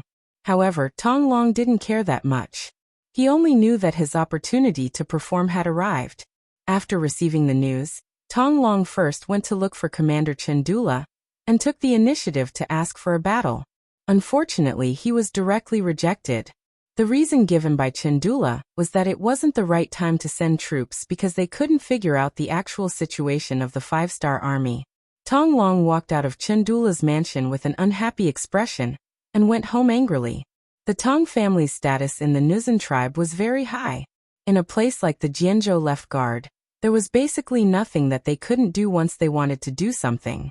Tong Long used the reason that Chundula wanted to suppress him and didn't want him to be promoted as an excuse to ask his family to step forward and put pressure on him. The commander didn't know about this. He was still looking at the map in his study room and worrying. Honestly speaking, Chundula really didn't have the intention to suppress Tong Long. Stopping him from sending troops was really for Tong Long's sake. He had dealt with the five-star army before and knew how powerful they were. He still remembered how overbearing the five-star army was when they wanted to open up a transportation route from here. The army was waiting outside for the nearby guards to attack. But no matter who went, didn't they not gain the slightest advantage? Such a powerful opponent wasn't someone that could be easily defeated. Without absolute confidence, it was best to bide one's time and preserve one's strength. The kind-hearted Chundula wanted to preserve his strength. However, the Tong family's strength was really too great. In the afternoon, the influential people in the city came one after another to put pressure on him. These people had a certain amount of prestige in the city. If it was only one or two of them, he wouldn't be afraid. However, with so many of them coming together, even the commander couldn't handle it. He had no choice but to agree to Tong Long's request to send troops. However, he stated that he could only bring 2,000 troops and wanted to test the opponent's strength first. Commander Chundula only gave 2,000 cavalrymen, but Tong Long didn't think much of it. In his opinion, quality was more important than quantity. Therefore, he gladly accepted it. He also used his family's connections to find the men of the Nuzan tribe and gathered another 1,000 men. He even gave them war horses. In this way, 3,000 cavalrymen was already a strong force. After preparing for a day with 3,000 cavalrymen, Tong Long left Jian Province's left guard city on the third day and headed north. He wanted to find the five-star army and give them a head-on blow. He wanted to let them know that there was still a fierce general like him in Liaodong. The last few times the five-star army appeared here, Tong Long wasn't there. Instead, he was sent by his family to Beiming to study Confucianism. The Nuzan tribe had good foresight. They knew what it meant to learn from others' strengths to make up for their weaknesses. They also knew what it meant to do as the Romans did. If they wanted to live more comfortably under the rule of the great Ming Dynasty and have more power, they had to learn what they liked. It was precisely because he wasn't in Liaodong at that time that all the things about the five-star army were just legends. As the saying goes, seeing is believing. Naturally, Tong Long wasn't afraid of anyone. What he didn't know was that from the moment he walked out of Jian Province's left guard city with 3,000 cavalrymen, his every move was under the eyes of the 1st Cavalry Division. After Tian, who received the order from Yang Qindong, he immediately sent out scouts to watch every Beiming guard city in this area. For a big city like Jian Province's left guard city, its geographical location was so crucial and important. Of course, they wouldn't miss it. There were more than 10 scouts outside the city. They were responsible for watching the 4 city gates. Once they made a move, they could immediately report it to the division headquarters. When Tong Long came out with 3,000 cavalrymen, such a mighty formation naturally couldn't escape the eyes of those who were observant. The news was quickly sent to the division commander, Tian Hu. At the foot of an unknown mountain, the division headquarters of the 1st Cavalry Division was built here. What was different from the past was that this time, the mission they received was to stop the enemy. This required them to remain still. Only when they saw the enemy move out would they be able to go out and fight. Therefore, the world's 1st Cavalry Division, which had always been roaming around, had built a temporary division headquarters. It was rare for them to rest, and also be used for command. When the news came that 3,000 Beiming cavalrymen had walked out of Jian Province's left guard city, Tian Hu came to the prepared sand table and asked the division headquarters staff officer, "Which regiment is the closest to Jian Province's left guard city?" "Division commander, the 4th regiment is stationed nearby." The staff officer, who knew the division's situation like the back of his hand, gave the answer immediately. When Tian Hu heard this, he nodded his head in satisfaction and ordered, "Give the order to Commander Bai Shuang of the 4th Regiment. Tell him to take down this cavalry and make the formation bigger. Let the other guards see that our 5-star army is not to be trifled with." Bai Shuang, who was born in the Beiming capital's Yang Family Academy, was one of Yang Qindong's favorite students. He was chosen by Yang Qindong because of his proficiency in both civil and martial arts. After a period of training in the army, he was transferred to the 1st Cavalry Division as the commander of the 4th Regiment. Although he was Yang Qindong's student, he was still too young. Many people didn't understand why he was appointed. There were many battle sequences in the 5-star army. If it was just for promotion, then he could have gone to any army. Why did he have to go to the world's 1st Cavalry Division? One had to know that this was the cavalry that could fight the best. They could go to the front lines at any time and fight the enemy with their lives. In this kind of army, if one didn't have real strength, relying on one's background wouldn't work. Bai Shuang still came and became the commander. At that time, many people didn't think well of this matter. However, when he started to carry out his duties as the commander, Bai Shuang's performance blinded many people. Not only did he perfectly complete the tasks given by the division headquarters in every battle, but he also did it at a very small cost. Just like that, the 4th Regiment commander Bai Shuang was accepted by everyone and became the backbone of the 1st Cavalry Division. Now that the 1st Cavalry Division's first battle in the Liaodong region was handed over to Bai Shuang, who was proficient in both civil and martial arts, Tian Hu was completely at ease. Now he just had to wait for the other party to report back. Soon the order was sent to Bai Shuang through the scouts. When he saw the military order, he immediately ordered the 4th Regiment to gather. At the same time, he sent out scouts to find out the movements of the 3,000 enemy cavalry and the situation of the commander.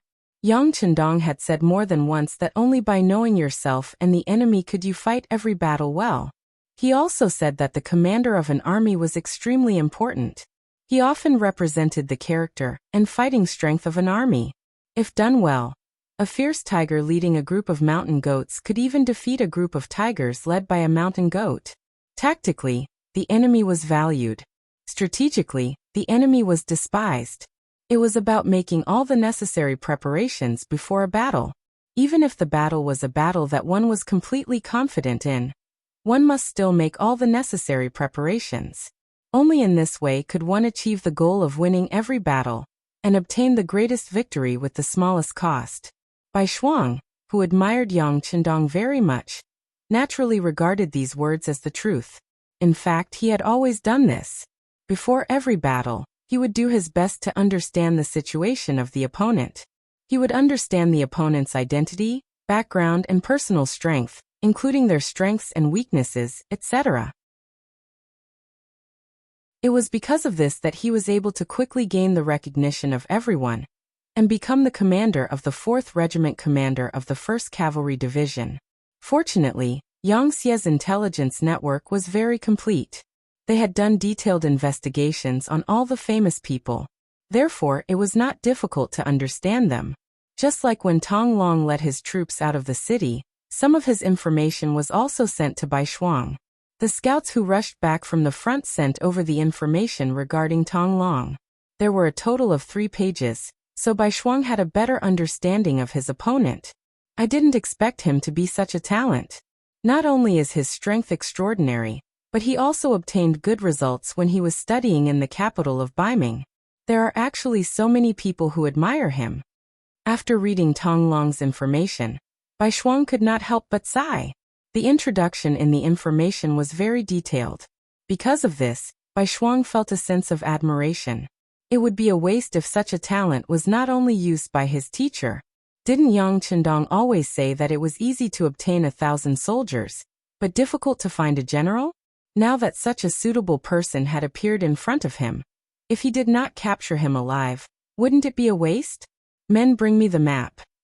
After Bai Shuang had a plan, he made a decision in his heart. Tong Long did not know anything about his situation. As the opponent, the 5-star army had already grasped everything. He was currently leading 3,000 cavalrymen and galloping around. He wanted to find the main force of the 5-star army and then have a decisive battle with them. No one knew the strength of these 3,000 people better than him. Not to mention the 2,000 cavalrymen given by Commander Chen Dula. Their general strength was not bad. For example, the 1,000 Nuzan cavalrymen that were summoned in the end. Which one of them was not proficient in riding a horse? An army like this should be qualified to join the Liaodong Iron Cavalry. Right now they were only fighting against the 5-star army. He really could not think of any possibility of failure. This was the most elite of the Nuzan cavalrymen. Riding on a tall horse, he continuously galloped for 4 hours. Only when the war horse was a bit tired did he stop and let everyone rest for a while. But what he didn't expect was that just as he stopped and didn't give the order to rest, a group of black crows suddenly appeared on the hillside in front of him. Then a group of 5-star soldiers also appeared in his line of sight. Look, is that the 5-star army's cavalry? A sharp-eyed person shouted. It seems that they don't have a lot of people. It seems that there are only 300 to 400 of them. An experienced veteran directly shouted out the number of the enemy's forces. Chapter 1138. There was no doubt that the 5-star army was a 5-star army, and they only had 300 to 400 soldiers. At this moment, how could Tong Long be courteous?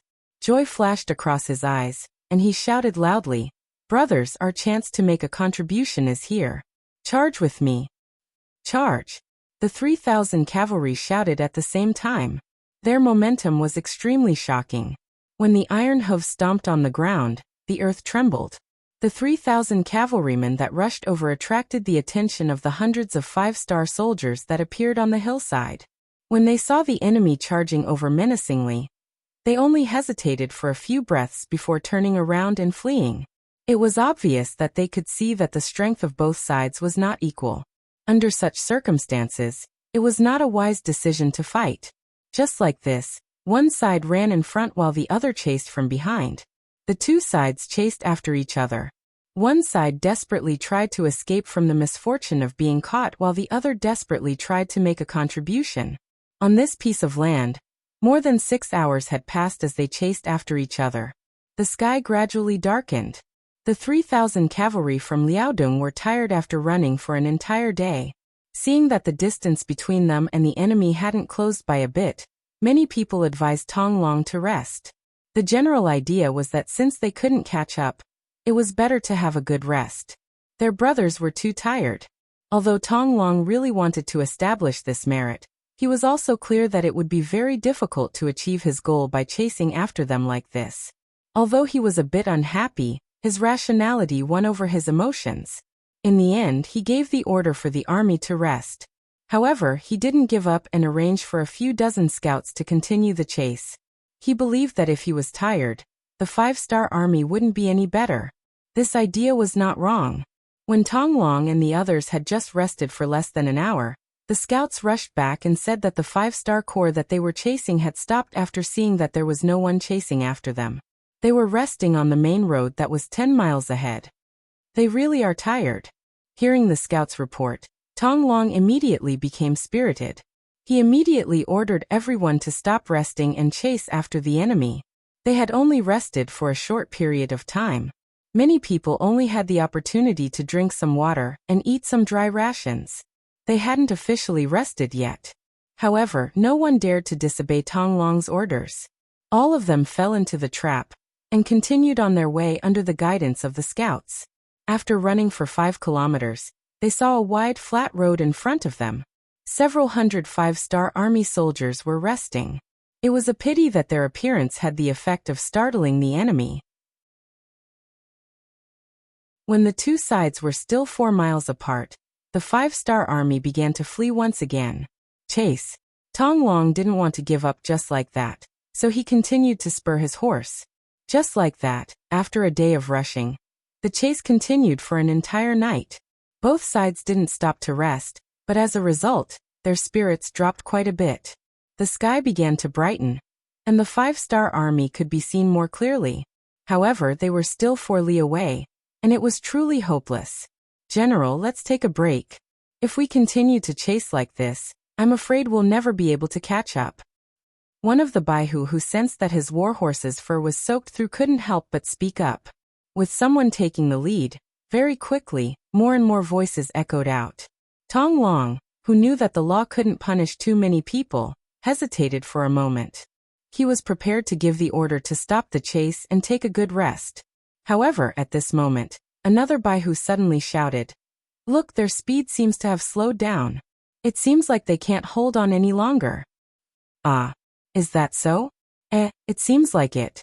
"Yes, I can see it too. Their speed seems to have slowed down quite a bit."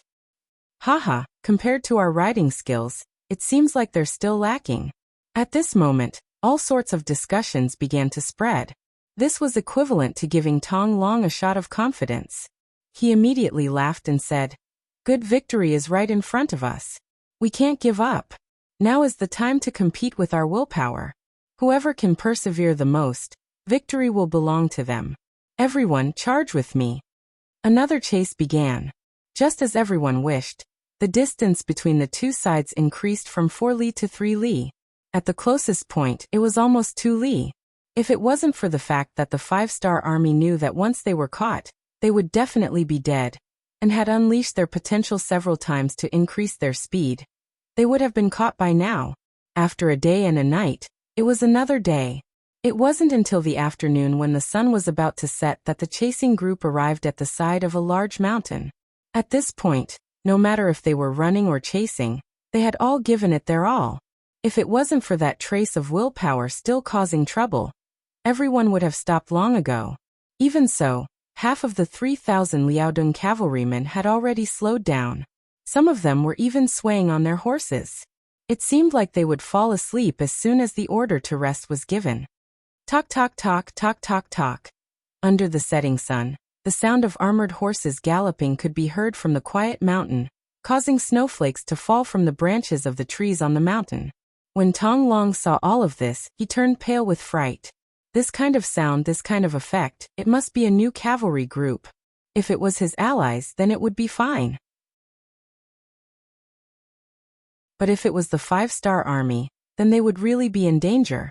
If there were more of them, then these 3,000 people would be thrown here. Sometimes, The more one was afraid of something, the more likely it would happen. Just as Tong Long placed his hopes on the sudden arrival of the cavalry, the bright red flag of the 5-star army appeared. There were at least 1,000 of them, and they were neat and orderly in formation. With one look, one could tell that they were an iron army that had been honing their strength for a long time. Needless to say, they were the soldiers of the 1st Cavalry Division's 4th Regiment. Even the 400 cavalrymen that had been running before were part of them. When they saw the main force arrive, the 5th Battalion commander who was in charge of luring the enemy chuckled. He stood at attention at the front of the group and said, reporting to regiment commander, the 5th Battalion successfully completed the mission of sneaking away from the enemy. They said sneaking away from the enemy and not luring them. This in itself already showed that they did it on purpose. Very good, the 5th Battalion will record this merit. Now go and rest. Leave everything to the other 4 battalions. Bai Shuang said happily. No, please approve. Our 5th Battalion can still fight. Even if our combat strength is weaker, we still have the stamina to capture prisoners. The 5th Battalion commander chuckled and requested to participate in the battle. Approved. You guys will be in charge of the periphery. Clean up the battlefield later. Bai Shuang also laughed out loud as he spoke. Then he turned around and gave the order. The 4 battalions behind him formed an arrow formation. If everyone was full of energy, Tong Long would still have some confidence in fighting against 2,000 with 3,000. But now they were exhausted. After running for 2 days and 1 night, they did not even have 2 hours of rest. At this moment, they were afraid that they could not even use 20% of their usual strength. How could they talk about winning the battle? The appearance of the 5-star army caused Tong Long's expression to change drastically. The cavalrymen behind him were all panting with ugly expressions. Get ready, charge. Bai Shuang didn't give them any time to rest. Perhaps this was originally an unfair battle, but this was the result of his plan. It must be said that it was also a part of his strength. If he had to blame someone, he could only blame Tong Long for being too greedy. He always wanted to gain merit. The 4 battalions, totaling 1,600 cavalrymen of the 1st Cavalry Division, charged forward. They were either wielding a saber in one hand and a shield in the other, or wielding a saber in both hands. Just like this, with unstoppable momentum, they charged toward the enemy. By the time they formed several dozen arrow-tipped formations and fiercely pierced into the 3,000 Liaodong cavalry, victory or defeat was already decided. Even if they were in their peak condition, they wouldn't be able to gain any advantage. Now that their strength was less than 20%, how could they fight this battle? Facing the charge of the 1st Cavalry Division, a lot of people wanted to raise their blades to meet them. They could even see the direction of the blades clearly. But because of their lack of strength, they were able to display their weak side in a head-on clash. Some of these cavalrymen who should have been able to fight for a few rounds were knocked off their horses. Some of them fought for 2 rounds, but they were also knocked to the ground because of their lack of strength. Tong Long was worthy of being called a valiant general. Even if he didn't sleep for 2 days and 1 night, and didn't even have a good drink of water, when he really faced the enemy, he still showed his valiant side. Even when he was surrounded by 4 soldiers of the 1st Cavalry Division, he was still able to fight evenly. Tong Long's performance was seen by Bai Shuang. He couldn't help but nod his head. It was rare for the Baiming army to have such a tough general, so he didn't have any plans to give up. This kind of talent must be used by the 6th young master.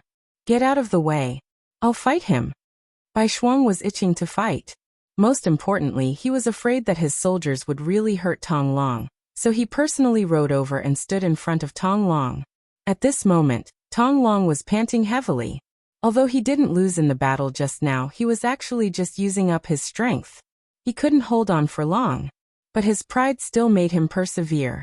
Even when facing Bai Shuang, who was also extraordinary, he didn't show any fear. Who are you? Tell me your name. I don't kill nameless generals. Bai Shuang, who was wearing a black cloak, didn't immediately answer Tong Long's question. Instead, he first looked him up and down, then nodded slightly. Not bad. You have a good temperament. Teacher should like you. This kind of question and answer angered Tong Long. He was an existence that could call the wind and summon the rain in the Jian province left guard. Who would dare to look at him like this? It was as if they were admiring an object. This also made him very angry as he said, "Who are you? Tell me your name and I will not kill you."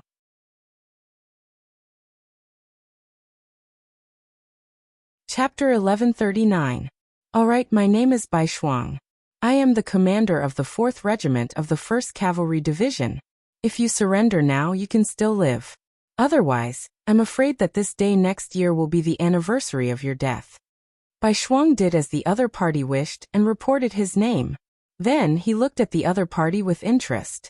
If this person surrendered now, although he could still live, he would definitely be at a disadvantage. Tong Long, who was already somewhat exhausted, would naturally not be frightened by Bai Shuang's words. His expression was cold as he said, "Stop talking nonsense. How can a man surrender to others? If you have the ability, then kill me. If you don't, then be killed by me. Take this." Tong Long knew that his stamina could not hold on for much longer. If he did not make a move now, the longer it dragged on, the more disadvantageous it would be for him. After knowing Bai Shuang's name, he immediately made his move. Tong Long was using an extremely sharp saber that looked a little like the weapon used by the Mongolian cavalry when they were roaming the world. It was polished until it shone brightly. When he swung it in the air, because it was fast enough, it actually brought about streaks of white saber intent, gaining the upper hand by a show of strength. Just now, Tong Long had used this kind of fearless blade aura to force the 4 elite soldiers of the 1st Heavenly Cavalry Division to be unable to gain the slightest advantage. Bai Shuang used a red cherry blossom spear that was about 2 meters long. The spear technique was passed down from a spear master. After his own research and continuous training, it finally became a unique technique. The spear technique was strong and heavy, but also slightly agile and tricky.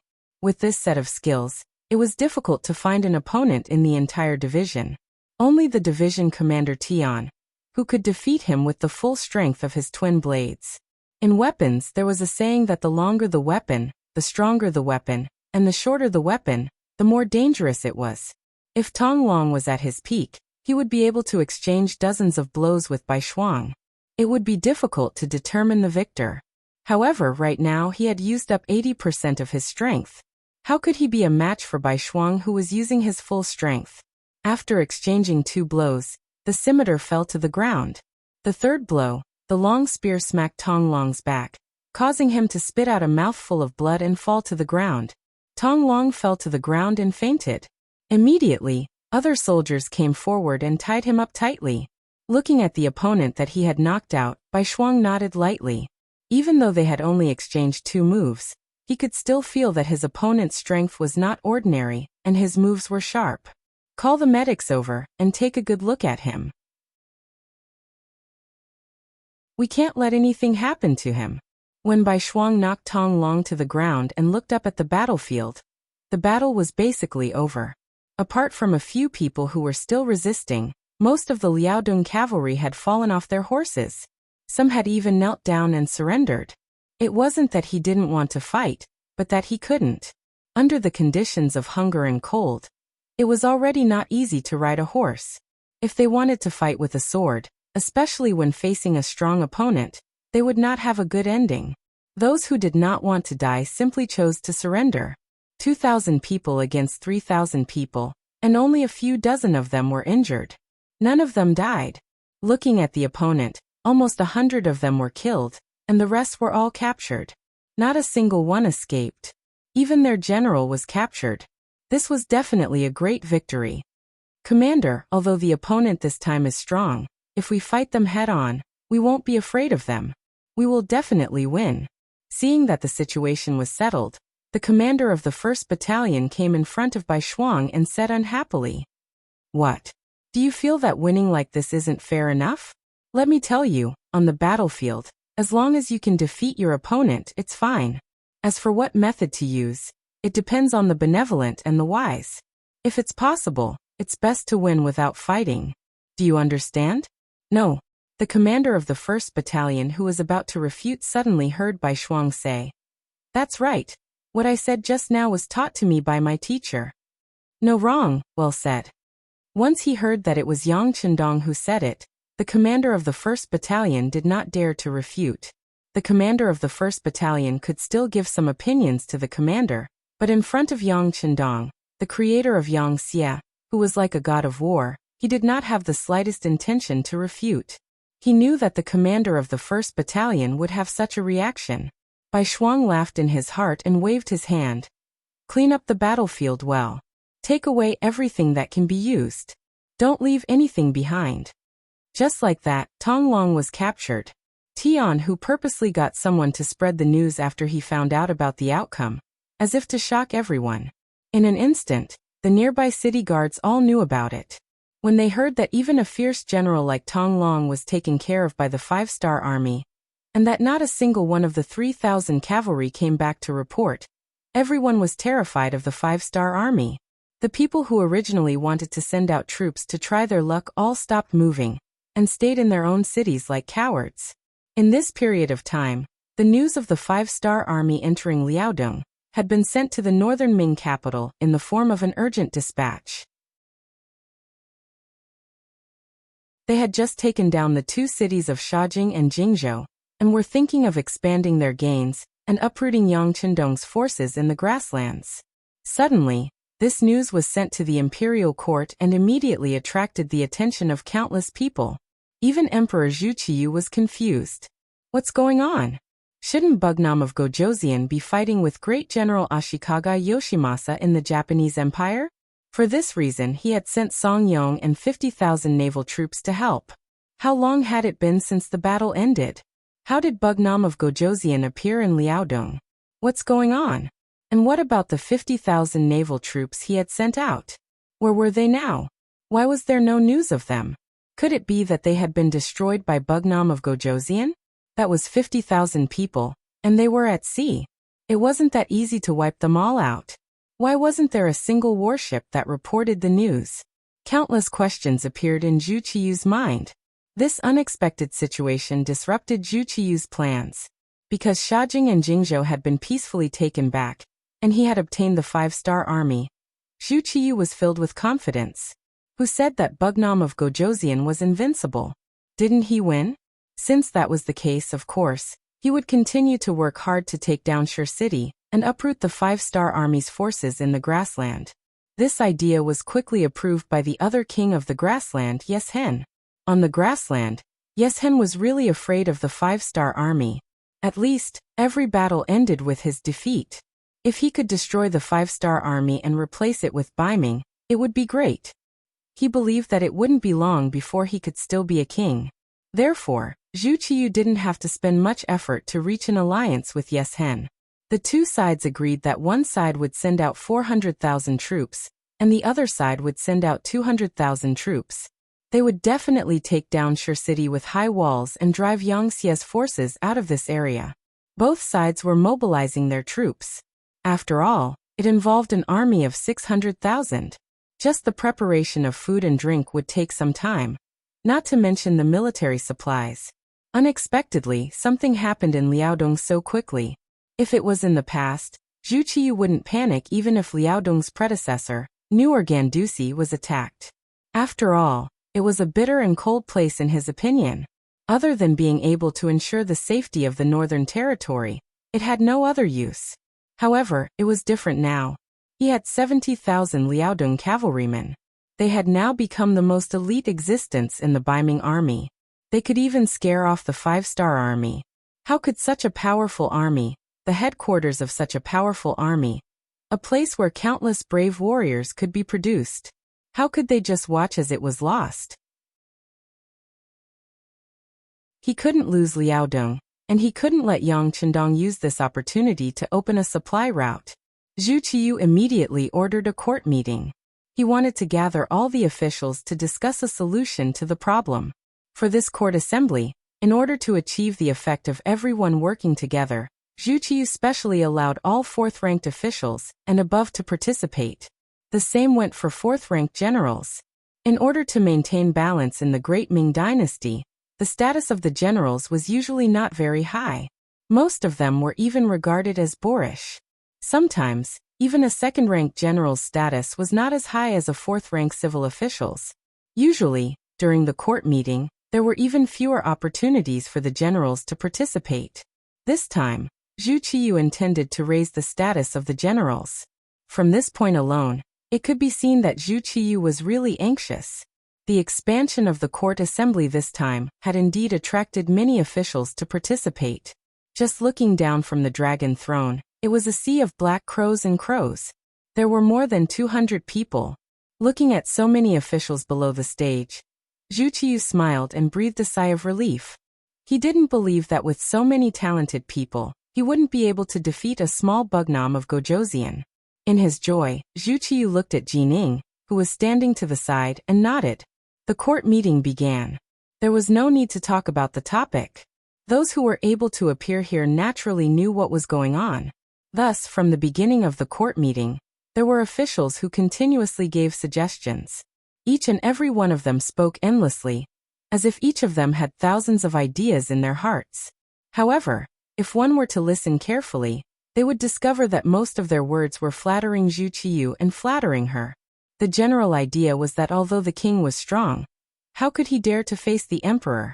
As long as the army marched into the Liaodong region, the so-called Wunan Wang, the so-called five-star army, would flee as soon as they heard the news. They would surrender without a fight. At first, Zhu Qiyu was in a good mood. However, the more he listened, the more he found that this wasn't the case. More than an hour had passed, and no one had really come up with any ideas. They were all just saying nice things. Seeing that more and more people would have this opinion if he didn't stop them, Zhu Qiyu couldn't help but cough lightly. Then he said, "Everyone, we naturally know that a small bugnom of Gojoseon is not to be feared. However, according to your suggestions, how many people should be sent this time, and who should be the commander?" When it came to the specific questions, the noisy court immediately quieted down.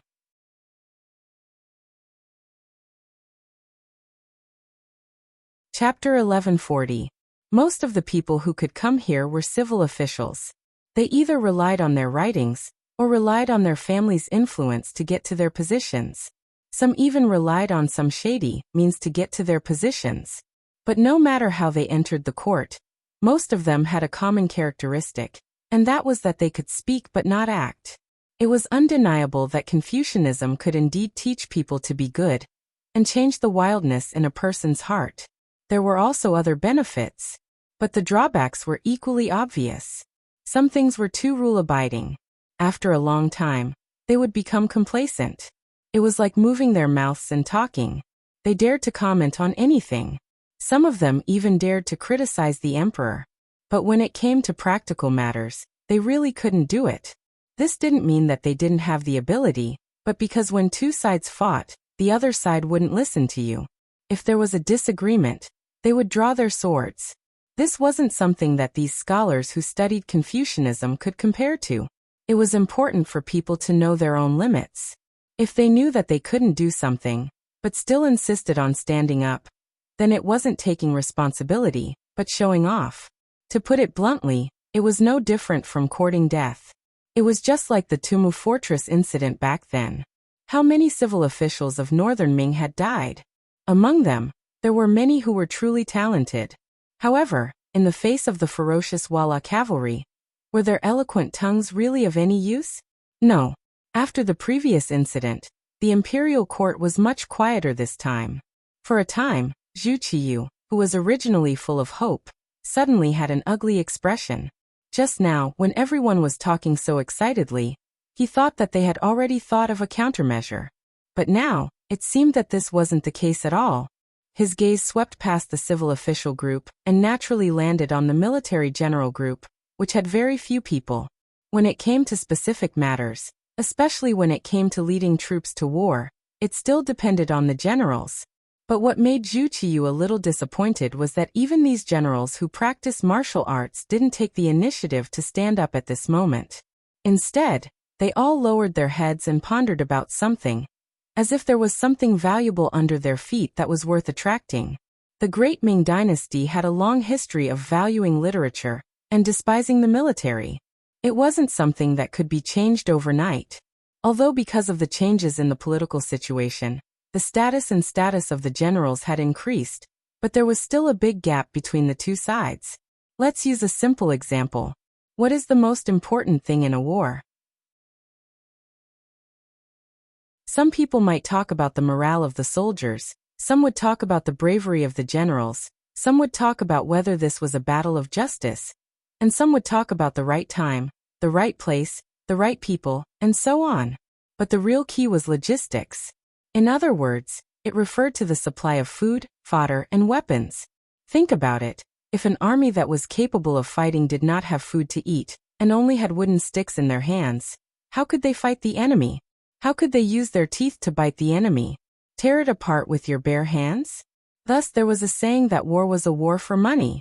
It just so happened that the logistics of the army were decided by the civil officials. This was equivalent to having one's Achilles heel pressed down. Even if one wanted to fight alone, one couldn't. How could one win a battle in such a situation? Just like the 70,000 Liaodong cavalry. Why did they develop so quickly? Why were they so elite that even the 5-star army in Origin City was afraid of them? It was nothing more than that they had enough autonomy. They could harvest grain and grass on the grassland like the Mongolian cavalry. They could snatch good things when they saw them, which made them stronger and stronger. It was impossible to send troops to Liaodong without any taboos. It could be imagined that no matter who led the troops, the logistics would be fought over. This involved a lot of benefits. Whoever had the advantage would get countless benefits from it. Once the war was won, these people would not only get the benefits, but they would also get the credit. If they were defeated, it would have nothing to do with them. The responsibility would all fall on the generals who led the troops. With this comparison, it was no wonder that the generals were not willing to stand up and take the responsibility that originally belonged to them. Not to mention, the opponent of this battle was Bugnam of Gojoseon. This person had the title of the god of war. How could he be so easy to deal with? The generals were all silent.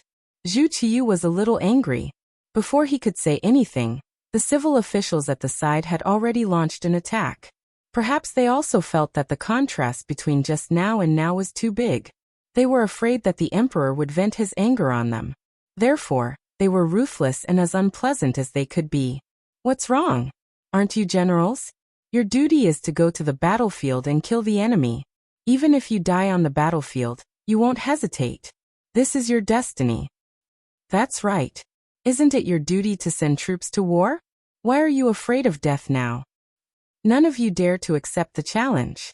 It's really disappointing. No wonder Bugnam of Gojoseon is so arrogant.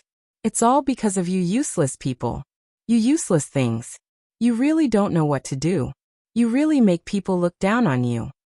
Yes, it's too disappointing. The imperial court spent so much money to feed you. The criticism came one after another.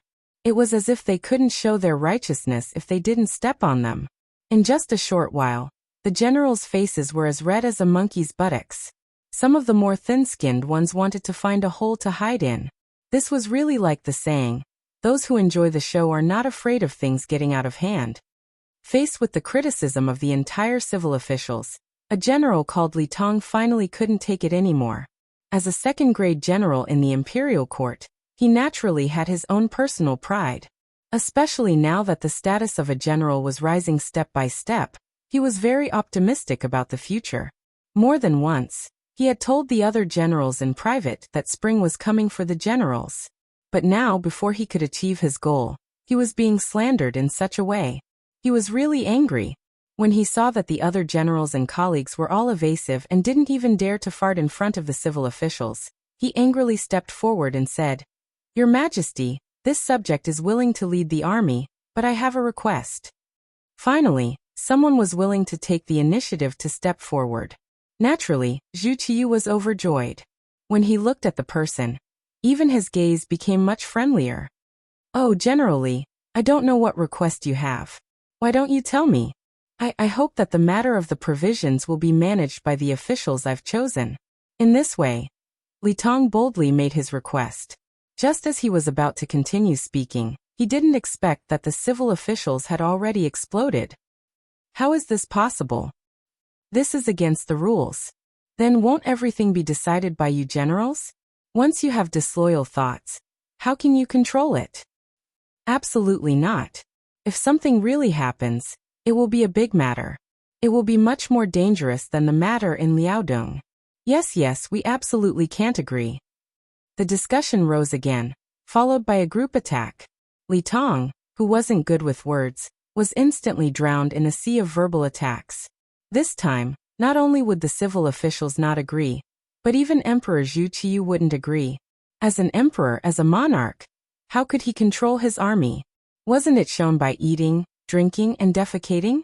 If he gave the generals too much power, who knew if it would spur some people's ambitions and cause them to do something unfavorable to him? If that was the case, then he would suffer a great loss. No emperor would agree to such a dangerous matter, let alone Zhu Qiyu, who had forcefully taken the throne. Perhaps it was because he didn't take the right path when he took the throne, so he was very afraid that someone would threaten him.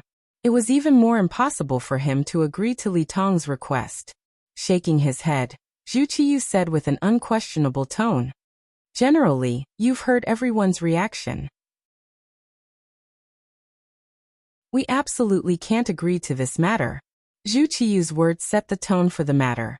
Li Tong knew that it was useless to say more. However, since he had already stepped out, it was impossible for him to retreat.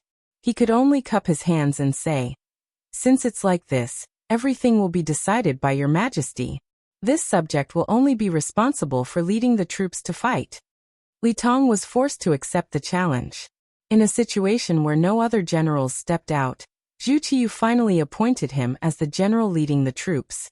He took 200,000 soldiers, 50,000 of which were veterans and 150,000 of which were new recruits. He ordered them to prepare within 7 days and send troops to support Liaodong. As if to ease Li Tong's heart, Zhu Qiyu especially said during the court meeting that no matter who was in charge of logistics and provisions, they couldn't make things difficult for General Li and had to do their best to cooperate. The officials naturally agreed, but no one knew what would happen. Su Yozhen, the Crown Prince's junior tutor, Grand Scholar and Minister of Justice, didn't say anything from beginning to end. He just watched coldly from the sidelines and sneered in his heart. Before the troops had even been sent out, General Li Tong had already attracted the dissatisfaction of the civil officials. Li Tong could even imagine that it would be strange if he wasn't targeted. If he didn't do this, how could the civil officials vent their anger of being accused of not trusting him? It seemed that the result of this battle had already been decided. Sigh, could it be that the great Ming's luck was really coming to an end? The Hu estate. Minister of Rights Hu Shao. Although he still had the title of minister, he hadn't been to court for a while. This was because the relationship between Baiming and Bugnam of Gojoseon had changed greatly. This made his position as Yang Chendong's father-in-law very awkward. In order to avoid unnecessary trouble and to avoid being targeted, Hu Shao was sick and stayed at home. Not only that, but the other members of the Hu family were also ordered to stay at home and not go out. They had to be as low-key as possible.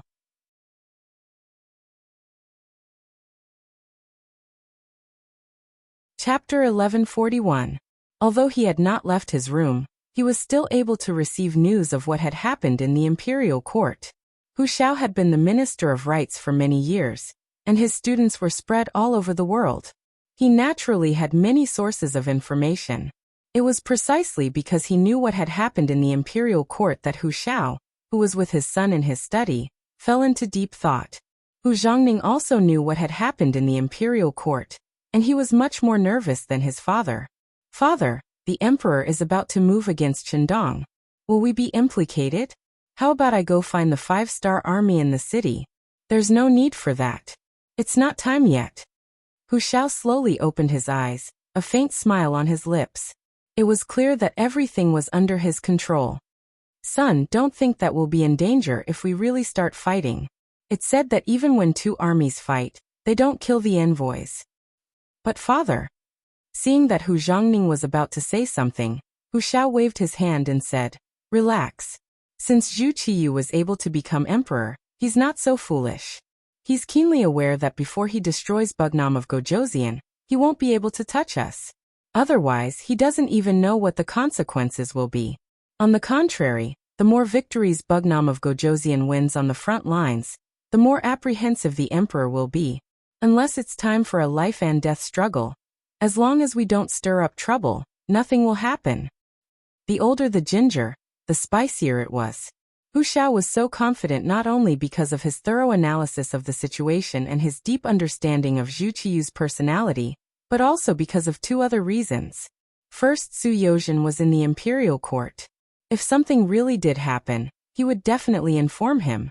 Second, Baiming had Yang Qindong's brothers and sisters in the capital. If even they were fine, how could he possibly be in danger? With these two reasons, Hu Shao was naturally brimming with confidence. On the contrary, he was now worried about whether Yang Qindong could stop Baiming's army. If Yang Qindong was seriously injured, or even destroyed, then as his in-laws, they would be seen as accomplices. That would be the real danger. Not to mention that the Hu mansion was as calm as water. Yang Qindong, who was running amok in Liaodong, had telegraphed everything that happened there to him. Looking at the telegram sent by Wang Shan, Yang Qindong chuckled and said, 200,000? Aren't they looking down on our 5-star army too much? After a brief evaluation, Yang Qindong put it aside. Obviously, he had already predicted that Baiming would send troops, so he wasn't surprised by what he had expected. His main focus was now on the next territory to be conquered, Gulinwei. Ever since Yang Qindong brought Lung Si Shifu to the northern part of Liaodong, everything went smoothly. Besieging a city was as easy as entering an uninhabited land. In addition, the surrendered General Song Yong played a big role. Just like the previous Shishun guards, they didn't even fire a shot. Song Yong entered the city first to persuade them to surrender, and occupied the city. More than 1,000 Ming soldiers and tens of thousands of great Ming people were included in Yang Xie's territory. This time, to deal with Gulinwei, Yang Qindong used the same trick.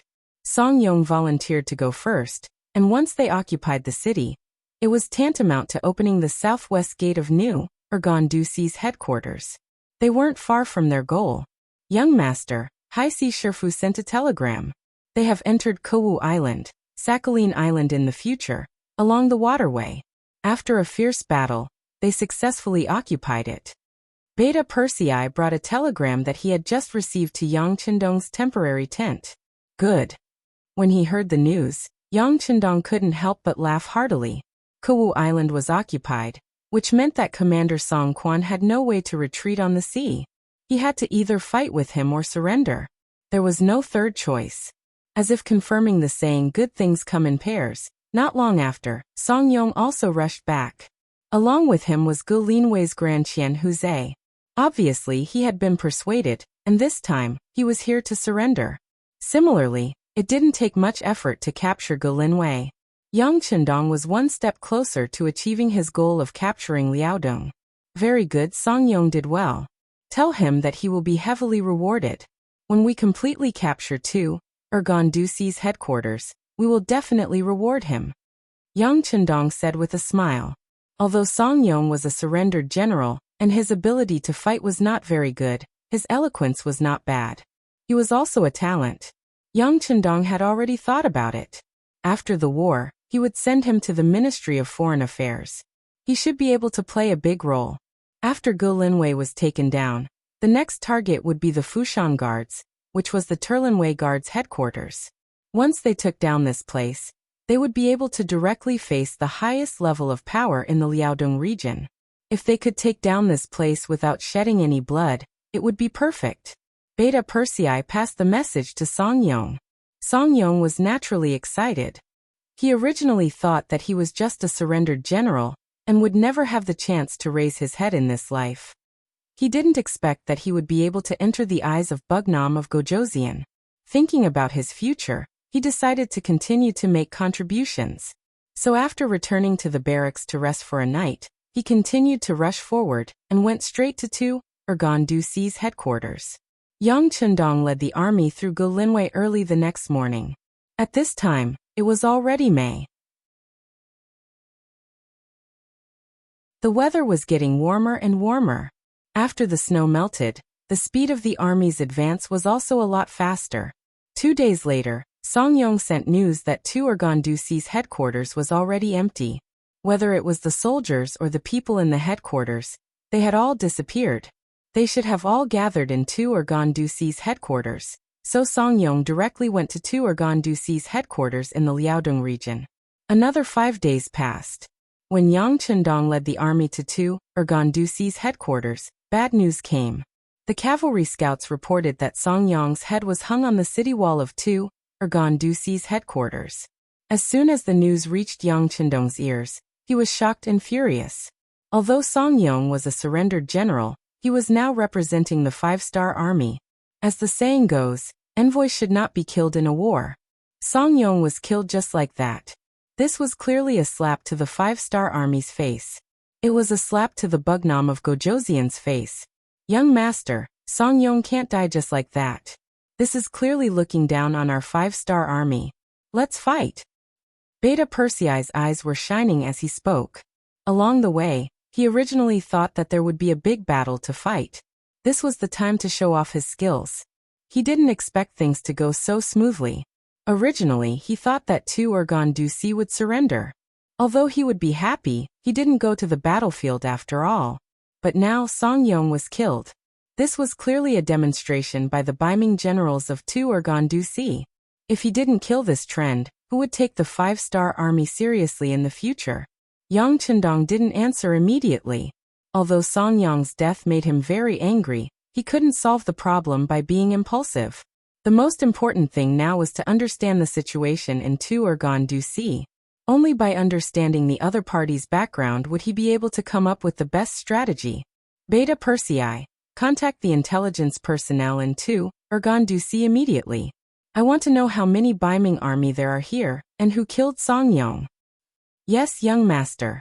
Beta Persei nodded and turned to leave. Yang Chendong's eyes were cold and angry. Someone actually dared to kill one of his men. And an envoy at that. He had to admit that some people were really bold. Since that was the case, he didn't mind being ruthless and using some cruel means to tell the world what would happen if they didn't follow the rules. The intelligence department acted very quickly.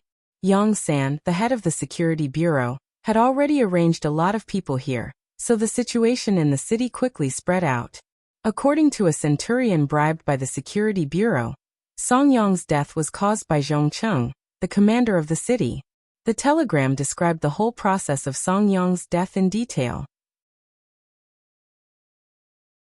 Originally, as an envoy, Song Yong could have left the city safely if he failed to persuade them to surrender. As the commander, Song Quan also had the same idea.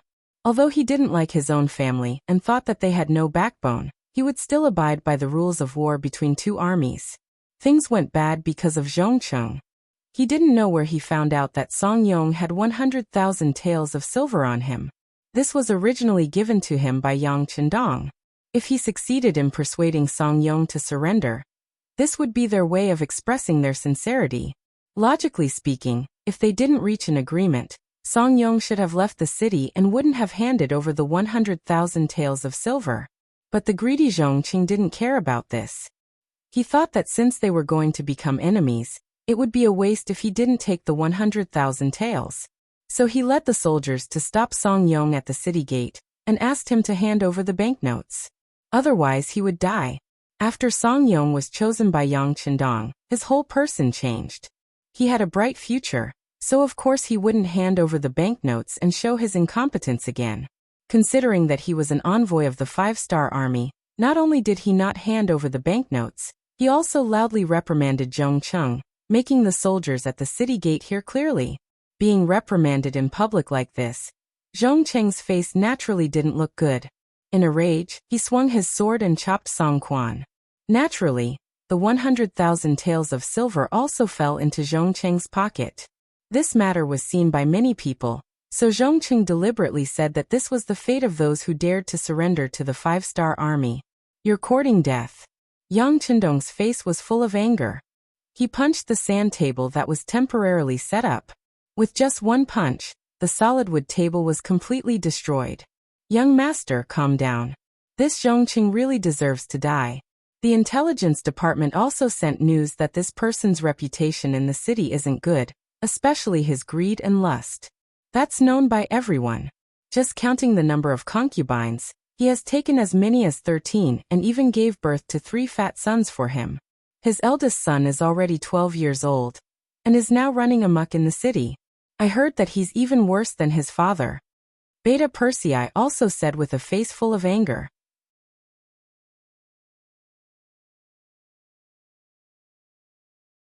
Chapter 1142. They're all in cahoots, Yang Chendong said angrily. Young master, the Zhong family is one of the biggest merchants in the Baiming capital. They've taken quite a lot of goods from our commerce department and earned quite a bit of money. Do you want to deal with his family? We'll let them know the consequences of not following the rules of the 5-star army. Beta Persei said when he saw that the young master's anger had yet to dissipate. People always said that one shouldn't bring trouble to one's family. Yang Chendong naturally wouldn't casually bring trouble to Zhongcheng's family. But since his 12-year-old son was a bad person, it was normal to get rid of him according to the rules. As for the Zhong family, sorry, but they'll be removed from the list of merchants in the future. I'll take note of this. After we take down Terran City, we'll still have to hold a trial. At that time, we'll let the people decide. If Zhongcheng really didn't teach his son well, it's better to get rid of him as soon as possible. Yang Chendong didn't say it explicitly, but he didn't object. This was enough to explain everything. Dealing with Zhongcheng would have to wait until they took down Terran City. The most important thing now was how to take down the city. According to the intelligence department, in order to prepare for the arrival of the 5-star army, the commander had gathered some of the nearby guards in Terran City. In addition to the original soldiers in the city, the Baiming army now had close to 100,000 people. It was truly a powerful force. On the other hand, Yang Chendong only had 8,000 elite soldiers from the 4th Infantry Division, 20,000 North Korean C-rank soldiers, and the Northern Ming Guards who had come all the way to Long, which added up to about 10,000. Altogether, there were no more than 40,000 people. 40,000 against 100,000, and it was the main attack. This was basically impossible in the eyes of others, but in Yang Chendong's eyes, it was a completely different matter. The reason why he brought the 4th Division and not the other cavalry troops was to attack the city. Now it seemed that he had to use it. Inform the commander to prepare to attack the city. Inform the other troops to prepare to assist in the attack. Inform the 4th Division of the Sea to be on standby, and prepare to bombard Terran City. Yang Chendong gave out orders one after another. Since they didn't have enough troops and the enemy still wanted to defend, it was impossible to solve the problem peacefully. They might as well use the most powerful firearms. Even though it would inevitably cause some unnecessary casualties, it was better than losing their own men and losing their own soldiers. Ling Dechang was very excited when he received the order. Ever since he entered the Liaodong region, he had been looking for a chance to show off his skills. From the telegram, he found out that both the 1st Cavalry Division and the new army had done a lot. Only his 4th Division hadn't done anything. All they did was follow the 6th Young Master and take over some of the cities that Song Yong had occupied. This made him feel very unbalanced. To be able to follow the 6th Young Master, it was the perfect opportunity to show off his skills. Now that he didn't do anything, it would be a lie to say that he didn't feel wronged at all. Even in his dreams, he wanted to show off the strength of the 4th Division. He originally thought that Song Yong had gone to Terran City and that he wouldn't have a chance. Now the Liaodong army dared to kill Song Yong, who was in the middle of a peace negotiation. This angered the 6th Young Master.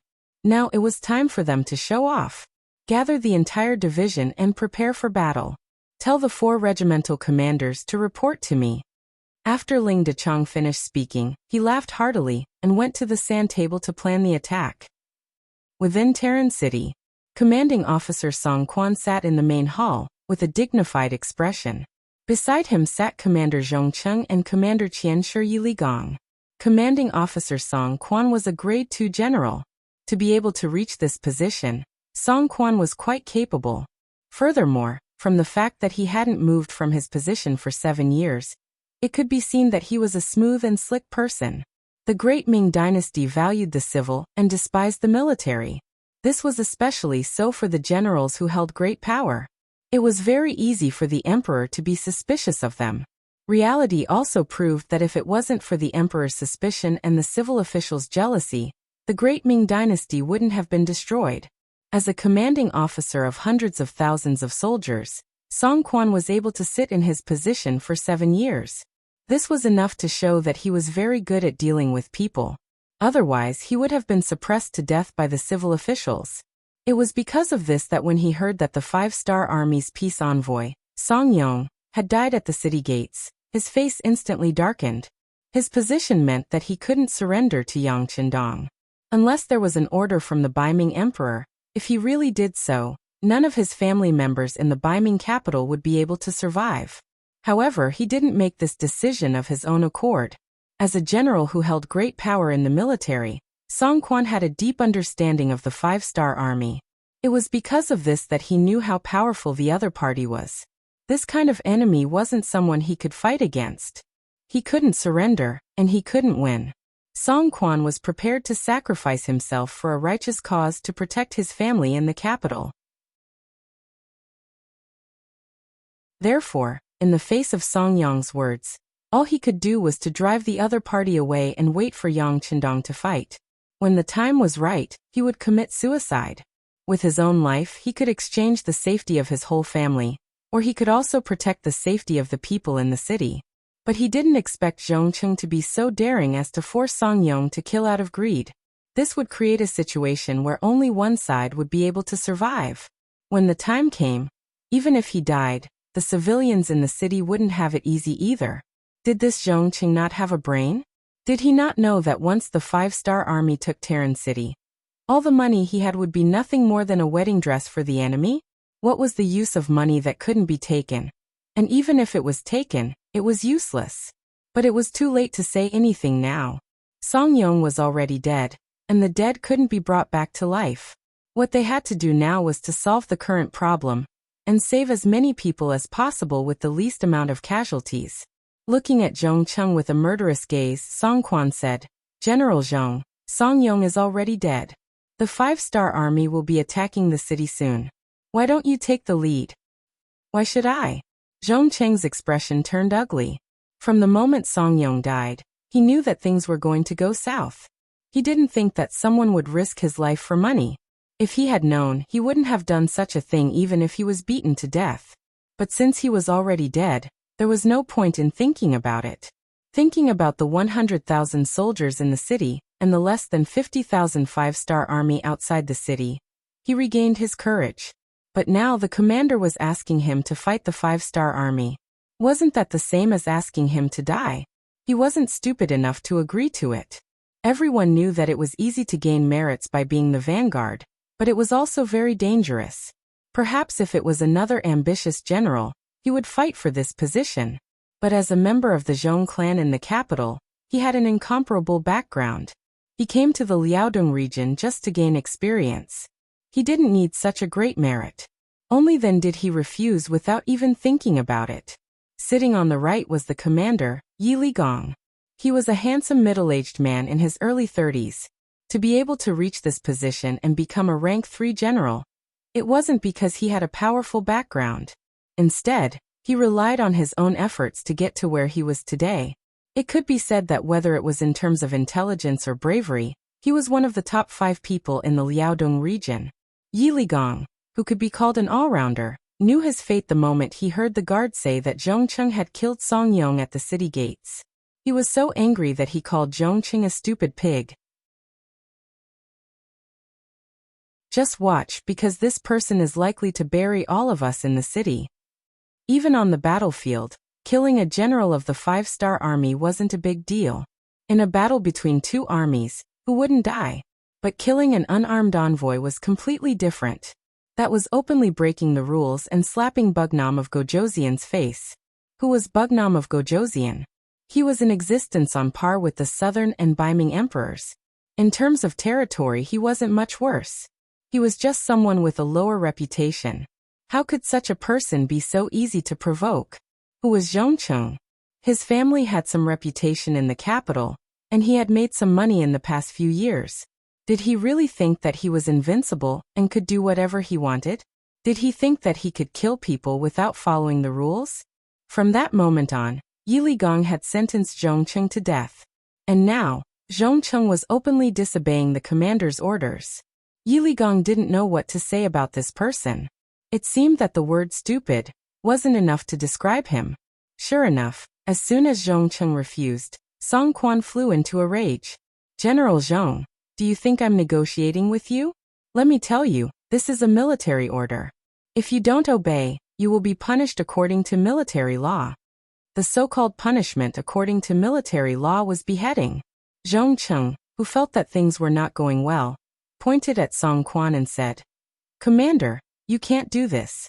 Over the years, our Zhong family has given you a lot of money. Shut up. If you dare to mess around, you will be slapped 30 times, Song Quan said angrily. That's right. Over the years, he had been able to secure his position because he had given a lot of money to the higher-ups. He had no choice but to do so. If he hadn't done so, he would have been schemed against by others. Among them, the Zhong family had paid a lot of money. If it was in the past, even if it was because of this, he would not do anything to Zhongcheng. But now, seeing that Tren City was about to fall and he was about to die, how could he still be threatened by Zhongcheng?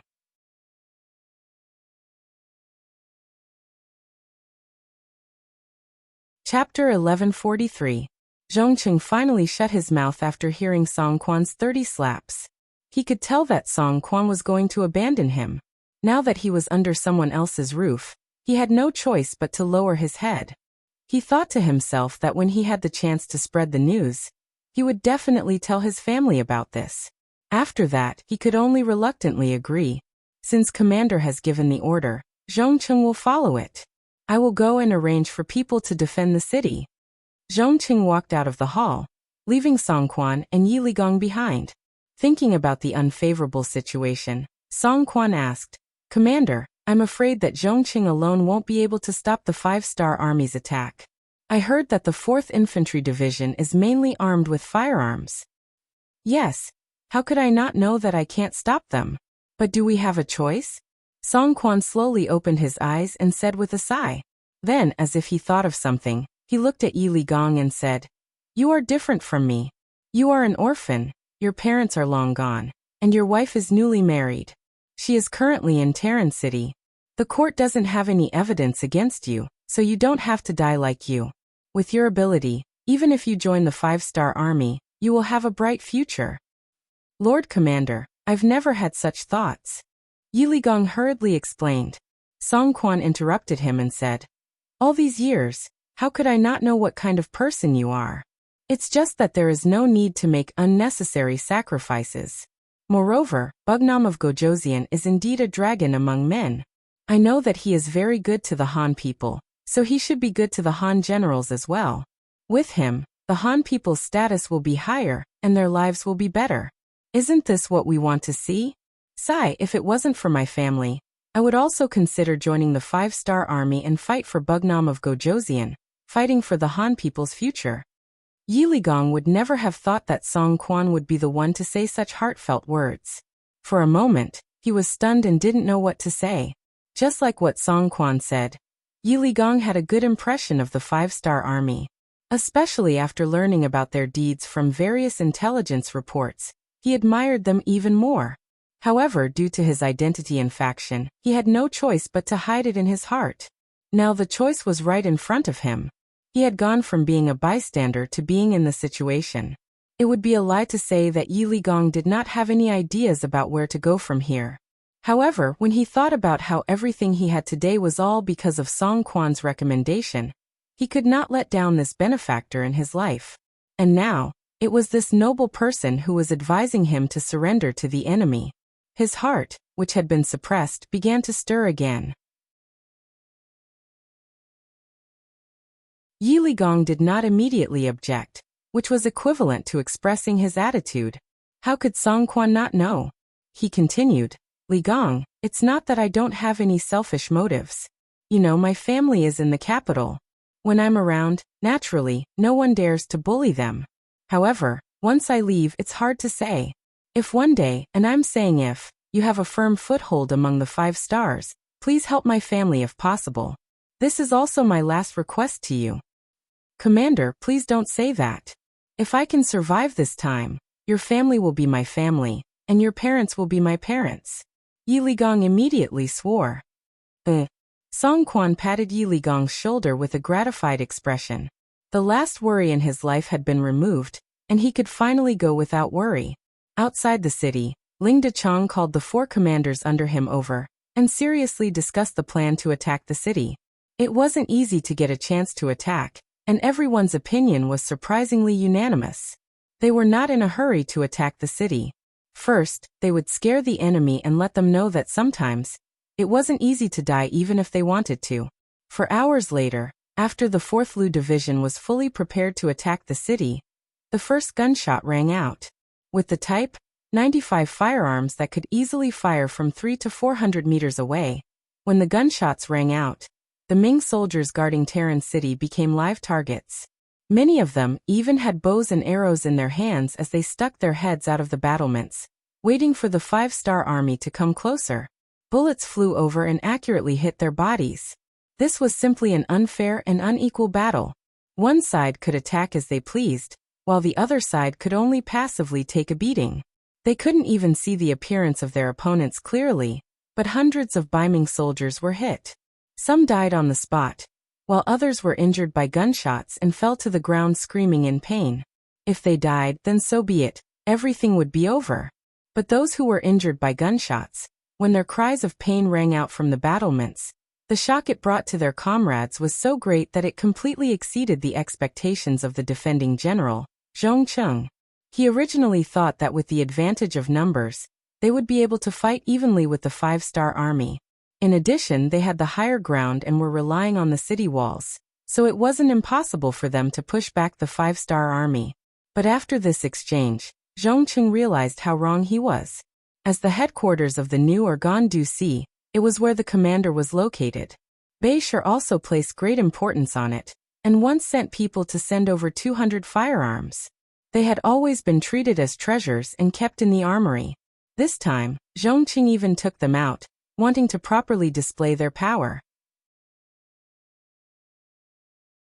But after this exchange, these seemingly treasured firearms were completely useless, unable to pose any threat to the 5-star army. They couldn't even attack from a certain distance, so how could they display their power? Zhong Cheng, who was on top of the city gate tower, saw that more and more soldiers were dying and the number of injured was increasing. The soldiers guarding the city were terrified because of this. More and more soldiers hid behind the city gate tower, and didn't even dare to show their heads. Zhong Cheng couldn't help but be furious. He loudly ordered everyone to shoot arrows outside the city. Since the general had given the order, the soldiers below didn't dare to disobey. Helpless, they could only risk their lives and shoot arrows outside. But very quickly, those who showed their heads didn't have a good ending. Out of 10 people, at least half of them were hit or injured, and the remaining half had their arrows shot to God knows where, unable to pose any threat to the outside world. Under the constant orders, the number of injured and dead increased, and the morale of the Beiming army continued to drop. Having completely lost the initiative, the Beiming army could only take a beating and hide. Outside of Terran City, the 4th Master Lu's attack shocked everyone. Behind them, the 20,000 North Korean soldiers who were preparing to attack, as well as the 10,000 Beiming soldiers who surrendered along the way, were also shocked. They originally thought that with the enemy's high walls and the commander personally leading the attack, this attack would be extremely difficult, and who knew how many lives would be lost here. This was especially true for the Beiming soldiers who had surrendered. Thinking about how they had just escaped from the tiger's den and into the wolf's den, they felt extremely uncomfortable. But who would have thought that when the attack started, the situation would be one-sided? The Terran City Beiming soldiers, who had the advantage in numbers, didn't even have the ability to retaliate. When this scene fell into everyone's eyes, many of the soldiers were extremely excited. The situation on the battlefield was completely out of their expectations. And it gave them hope, a chance to perform meritorious deeds. General, the North Korean soldiers and the Beiming army who surrendered are asking if we can attack the city now. Ling Dechang was still smiling as he watched his soldiers flaunt their might when the messenger walked over and reported. There's no rush. There's no rush. Ling Dechang waved his hand and laughed. Tell them that it's not time for them to attack yet. Let's fight for a while longer and completely destroy their morale. That's when we'll be able to win this battle. Ha ha ha. Ling Dechang was very familiar with his weapons, and he was even more familiar with the power of his weapons. He knew that if he wanted to obtain the greatest victory with the smallest price, he couldn't rush it. In any case, he had brought a lot of bullets with him this time, so he treated it as giving the soldiers a chance to shoot. They didn't charge, and bullets continued to fly. For hours later, the sky turned dark and everything became quiet. More and more injured soldiers were carried down from the city walls. Cries of pain and anguish could be heard everywhere. When the Beiming soldiers who hadn't entered the battlefield heard this, their faces turned pale and their expressions changed greatly. Facing an enemy who could easily kill you from a distance without even facing you head-on, they didn't have much of a chance of winning. They all thought in their hearts, if it were them, how much confidence would they have in winning? The commanding general, Zhong Cheng, also had a dejected look on his face. He originally thought that with his advantages, he would be able to fight on par with the 5-star army. If things went well, he would be able to defeat them. That would be an outstanding military achievement. Who would have thought that the result would be like this?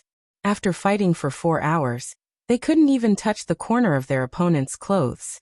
He only got the result of more than 300 soldiers being killed, and more than 1,000 injured. Of course, what was worse was that the morale of the soldiers had been greatly damaged. If this continued tomorrow, he really didn't dare to imagine how the army would be able to continue fighting if they didn't have any combat power. General Zhong, the commander has ordered you to come to his residence to discuss military matters. One of Song Quan's soldiers came in front of Zhong Cheng. I understand. Zhong Cheng nodded expressionlessly. Lead the way. In fact, Zhong Cheng was prepared to go to Song Quan even without him coming to find him. There was no way to fight a war like this, and there was no way to win it. He wanted to resign from his position as the general of the city defense.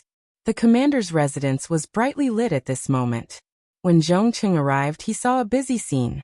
He saw many people walking in and out, and they were carrying all kinds of things in their hands. It felt like they were moving house. Zhong Cheng, who didn't understand what was going on, strode into the main hall and saw Song Quan and the commander, Yi Ligong, sitting there.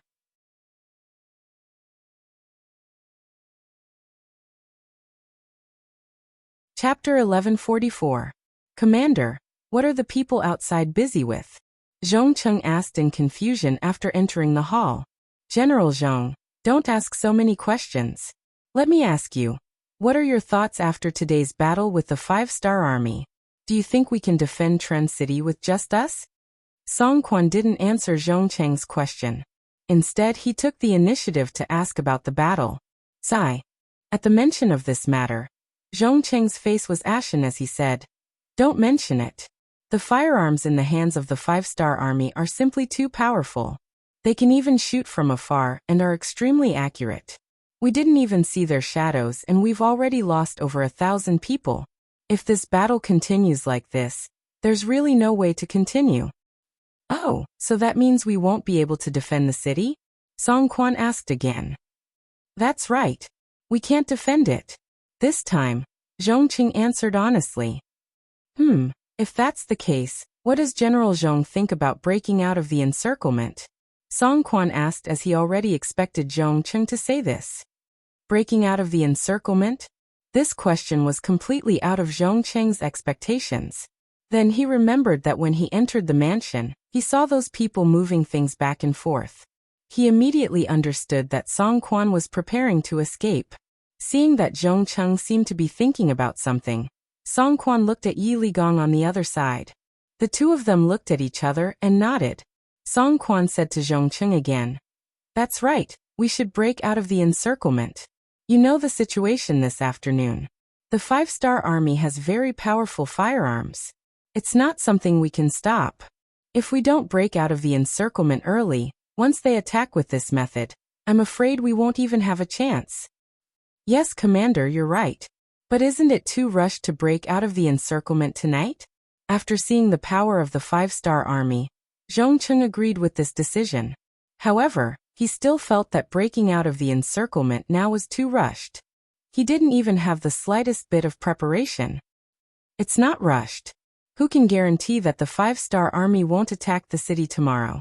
If that's the case, I'm afraid we won't even have a chance to break through. Seeing that Zhongcheng didn't immediately object, Song Quan continued to persuade him. The 5-star army was indeed powerful. No one knew what kind of attack they would launch tomorrow. In the end, Zhongcheng nodded and agreed. Let's break through the encirclement then. I just don't know what kind of plan the commander has.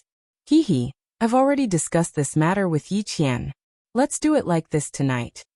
In the middle of the night, dark clouds covered the moonlight and the sky was completely dark. Looking at Telin City from afar, other than the moving torches on the city walls, which were soldiers patrolling, everything else was pitch black. It gave off a very quiet feeling. However, the atmosphere suddenly changed. The originally quiet city was suddenly filled with rumbling sounds. Then the west gate was opened and a large group of people rushed out. They appeared like a whirlwind and rushed towards the river guards. After the west gate was opened, the south gate opened as well. Unlike the other gates, the south gate remained silent after it was opened. Not a single soldier walked out from it. The contrast between the two was very obvious. Outside the south gate, Yang Chendong, who had already changed into a golden cloak, was slowly approaching under the protection of 1,000 Black Knights. Behind the Black Knights were tens of thousands of North Korean soldiers, and 10,000 Beiming army soldiers. They arrived at the south gate unhurriedly. Then they entered as if there was no one around. Just like that, they entered the city through the gate openly. They didn't encounter any obstruction or resistance during the process. In the commander's residence of Telin City, the commander Song Quan had already committed suicide in the courtyard. A white cloth was covering his body, and a group of soldiers were kneeling on both sides of him. When Yang Chendong arrived, he saw this scene. Greetings, Bugnam of Gojoseon. The moment Yang Chendong entered the courtyard, everyone, led by Yi Ligong, fell to their knees. Sigh, a proper burial. After Beta Persei opened the white cloth and confirmed that the deceased was indeed Song Quan, Yang Chendong sighed emotionally. Thank you, Bugnam of Gojoseon. With Yi Ligong as the leader, everyone kowtowed once again. Song Quan died just like that. Perhaps he knew that if he didn't die, his family in Beiming wouldn't be safe, so he sacrificed himself in exchange for everyone's lives. Yi Ligong knew the whole plan. He really wanted to prevent his benefactor from dying, but he also knew that it was useless. Song Quan's survival meant that his family in Beiming had to die. There was no other choice but to sacrifice one person in exchange for everyone's lives. And before Song Quan died, he still did a lot of things. He really needed Yi Ligong to take care of his family in the future, so he first arranged for Zhongcheng, who was a thorn in his side, to leave the city. Then he handed over all the military and political power to Yi Ligong, and then died peacefully. After Yi Ligong learned of the plan, he secretly sent someone to contact Yang Chendong. This was how the 5-star army safely entered the city and took over everything. You're Yi Ligong. Let's talk inside. Yang Chendong already knew everything that had happened. He couldn't do anything about Song Quan's choice, but he also admired him. He was full of curiosity about Yi Ligong. What kind of person could make Song Quan sacrifice himself to protect him? Could he really guarantee that Yi Ligong would fulfill his promise after his death?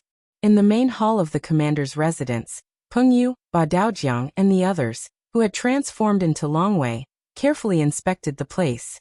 After confirming that there were no problems, Yang Chendong stepped into the hall, followed by Yi Ligong, the commander-in-chief.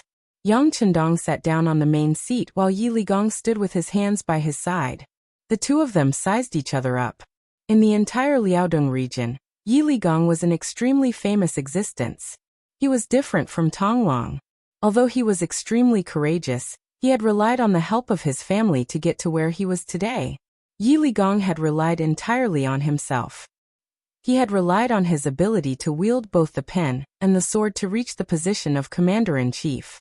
For this reason, when the Liaodong cavalry was established, Fong Dingshan had personally appointed him as his deputy, but Song Quan had stopped him in the end. How could such a person not attract Yang Chendong's attention? Originally, he had wanted to see his ability in the Battle of Terran City, but he hadn't expected that the other party would surrender without even putting up a basic resistance.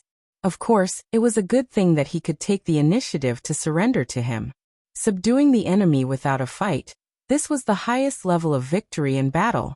And the person behind all of this was Yi Ligong, so Yang Chendong was naturally very interested in him. Bugnam of Gojoseon, the surrendered general has a request. While Yang Chendong was sizing up the other party, Yi Ligong had already knelt down on the ground again. How dare you? Beta Persei shouted from the side. You're just a surrendered general. What right do you have to make a request? Yes, the surrendered general knows that he's not qualified, but I hope that Bugnam of Gojoseon will agree to this request. Thump, thump, thump. His forehead hit the ground 3 times in a row, and soon blood flowed from his forehead. It was obvious that he had used a lot of strength. Let's hear it. Yang Chendong stretched out his hand to stop Beta Persei's next action and looked at Yi Ligong, who was kneeling on the ground with interest. Now that he had a chance to speak, Yi Ligong said, Bugnam of Gojoseon, Commander Song committed suicide to save the people of Terran City from the flames of war. If there's a chance one day, please clear his name. Thank you. When he sent a secret envoy to Yang Chendong to beg for surrender, he had said not to make things difficult for the people of Terran City. At that time, Yang Chendong had also agreed. However, he didn't say anything about clearing Song Quan's name. Now that Yi Ligong had suddenly brought it up, even Yang Chendong frowned slightly after hearing it. General Yi, why didn't you mention this when you sent people to beg for surrender? Reporting to Bugnam of Gojoseon, when Commander Song was still here, everything was led by him. There are some things that a surrendered general can't say clearly. The secret envoy in charge of the surrender was arranged by Song Quan. Of course, he wouldn't mention clearing his name after death. In fact, he didn't even think about such a thing. What he cared about was the safety of his family in the capital, and the hundreds of thousands of soldiers and civilians in Terran City. Since Song Quan didn't mention it, Yi Ligong couldn't not mention it. Now that he had the opportunity to talk to Yang Chendong, he brought it up. Yang Chendong nodded slightly with a look of understanding. Then he looked at the kneeling Yi Ligong and asked with a smile, You want this king to clear Song Quan's name? Aren't you worried that this king will be defeated and killed one day? If that's the case, clearing his name will be meaningless. There was a prerequisite for clearing Song Quan's name, and that was that Yang Chendong could succeed. Otherwise, not only would the matter of clearing his name be a joke, it would also bring great trouble to Song Quan's family. No. Although the surrendered general only lives in a remote corner, he has long heard of the 5-star Army's love for the people. A king who cares about the people of the world. How can his future be limited? This surrendered general boldly believes that the world will eventually belong to Bugnam of Gojoseon. Yi Ligong was also smart. He took the opportunity to explain and flatter Yang Chendong. Bootlicker, Beta Persei, who was standing at the side, said softly. How could these words escape the ears of Yang Chendong, who had entered the quasi-grandmaster realm? However, he didn't care. Instead, he chuckled and asked, General Yi, you said that this king cares about the people in his heart. Are the Bai Ming Emperor and the Southern Ming Emperor not the same? It's not the same. Yi Ligong shook his head. If he was still the Bai Ming commandant, there were some things that he couldn't say even if he thought about it. Otherwise, it would be a choice, and it would be treacherous.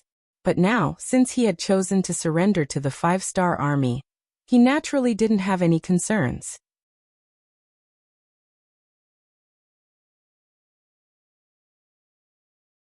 Chapter 1145. The Emperor of the Great Ming Dynasty talks about the safety of the people, but in reality, it is only for the stability of the regime. In their eyes, the officials and the major clans of the world are seeking benefits, finding a balance between them, and consolidating the regime. Bugnam of Gojoseon is indeed different. Because of your appearance, the status of the Han people in the world has been raised by more than one level. This can be seen from yesterday when you only besieged the city and did not immediately attack. Based on this point, The surrendered general believes that you are a sincere ruler. After Yi Ligong finished speaking, he once again knelt on the ground, as if he had said all that he should say and would let Yang Chendong deal with him. The words just now were indeed the words of Yi Ligong's trusted aide. But how could it not be a representation?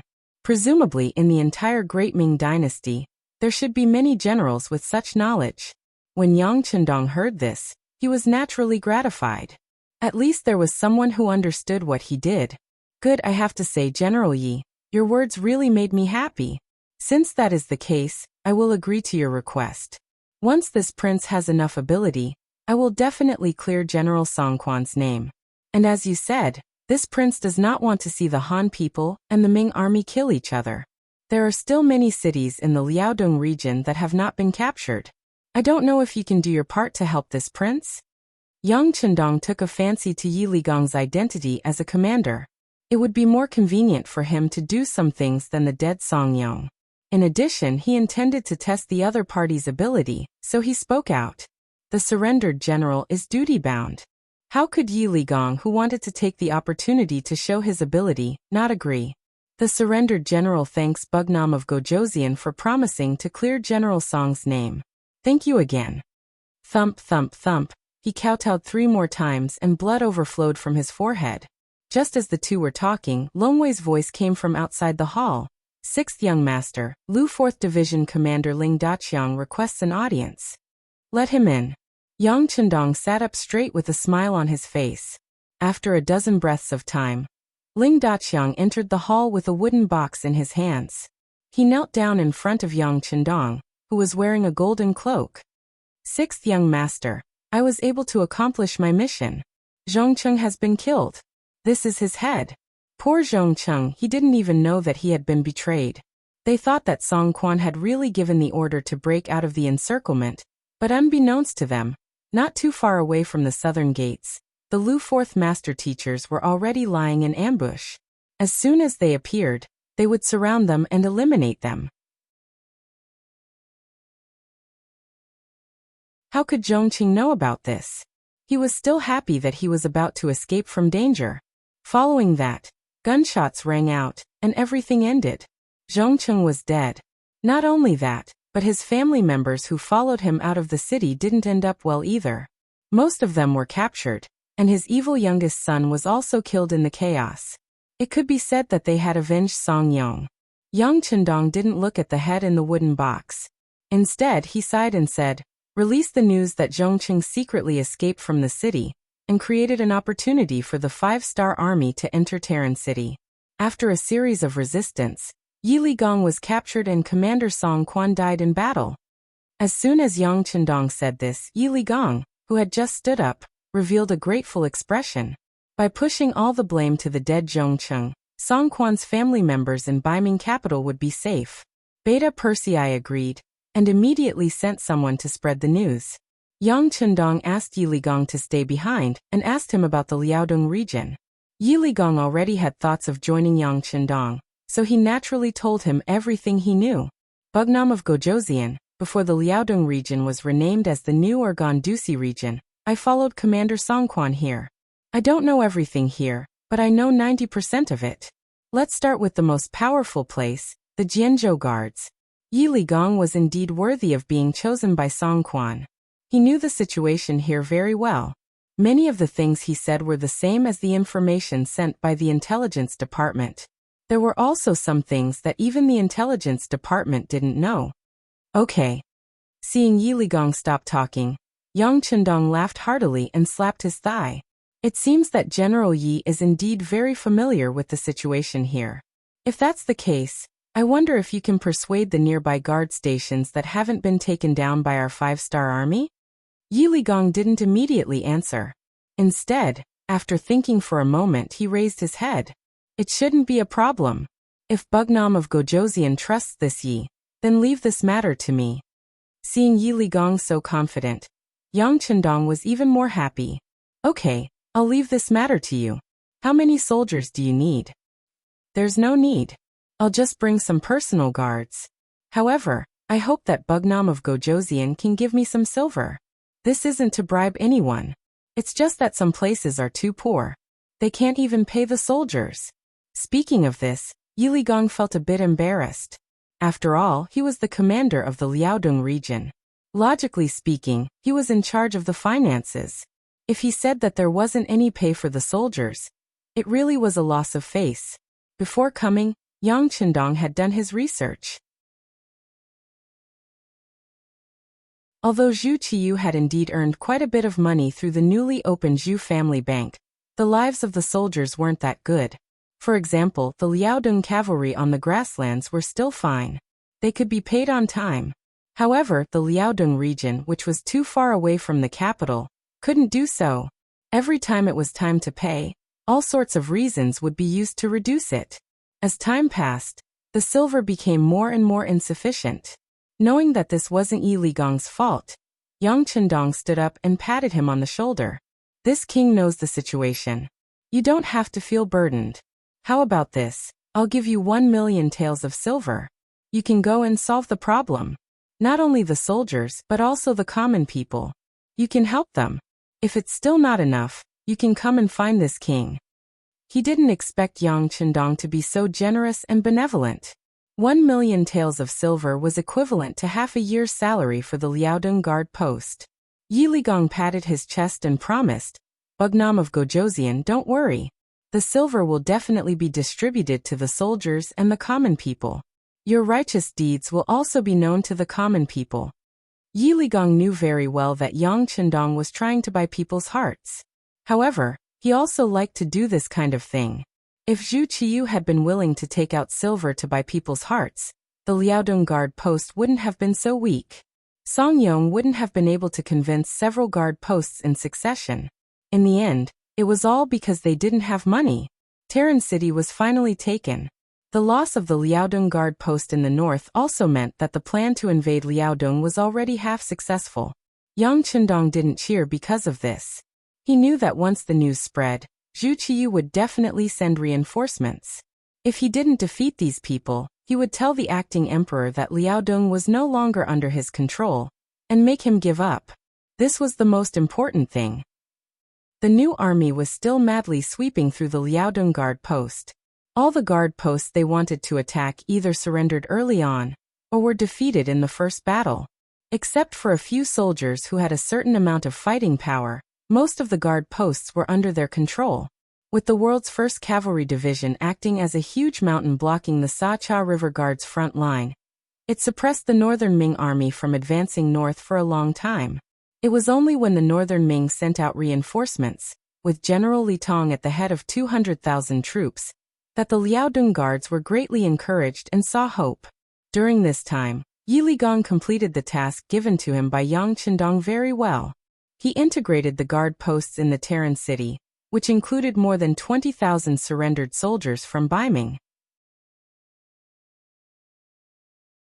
The 100,000 soldiers in the Gatling City, and the 10,000 surrendered soldiers that Yang Qindong brought along made a total of 130,000 soldiers.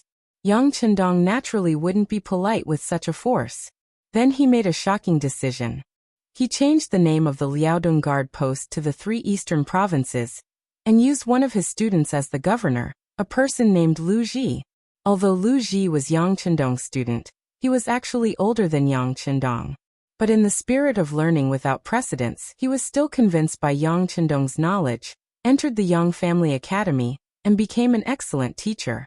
Because he was very good at management, he was promoted to the position of governor of the 3 eastern provinces.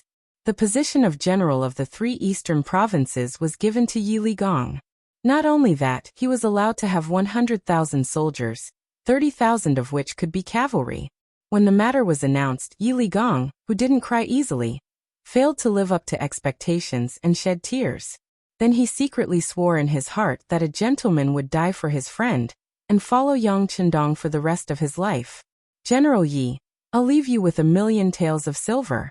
In the future, you'll be paid on time every month. However, I'll leave the matters of the army to you. You must seize the opportunity to train. You must train a strong army so that General Song Quan can rest assured in the underworld." Yang Qindong said earnestly to Yiligong, "Bugnam of Gojoseon, don't worry. We will train hard, but if you call, we will come." Yiligong solemnly promised. After solving the problem of the Liaodong guard post, Yang Chendong brought the 4th Division, 20,000 North Korean soldiers, and 10,000 Baiming surrendered soldiers down south. In just 4 months, after leaving the Japanese Empire, Yang Chendong had taken over the Shuangqing Guards and the Saha River Guards as the front line. He was already halfway to his goal of taking over the Liaodong Guard post. However, Yang Chendong was very clear that although it seemed like he had taken over half of the territory, it was just a barren land. There weren't many Baiming army there either. The truly powerful ones were the remaining half, which was the Liaodong Guard post near the capital of Baiming.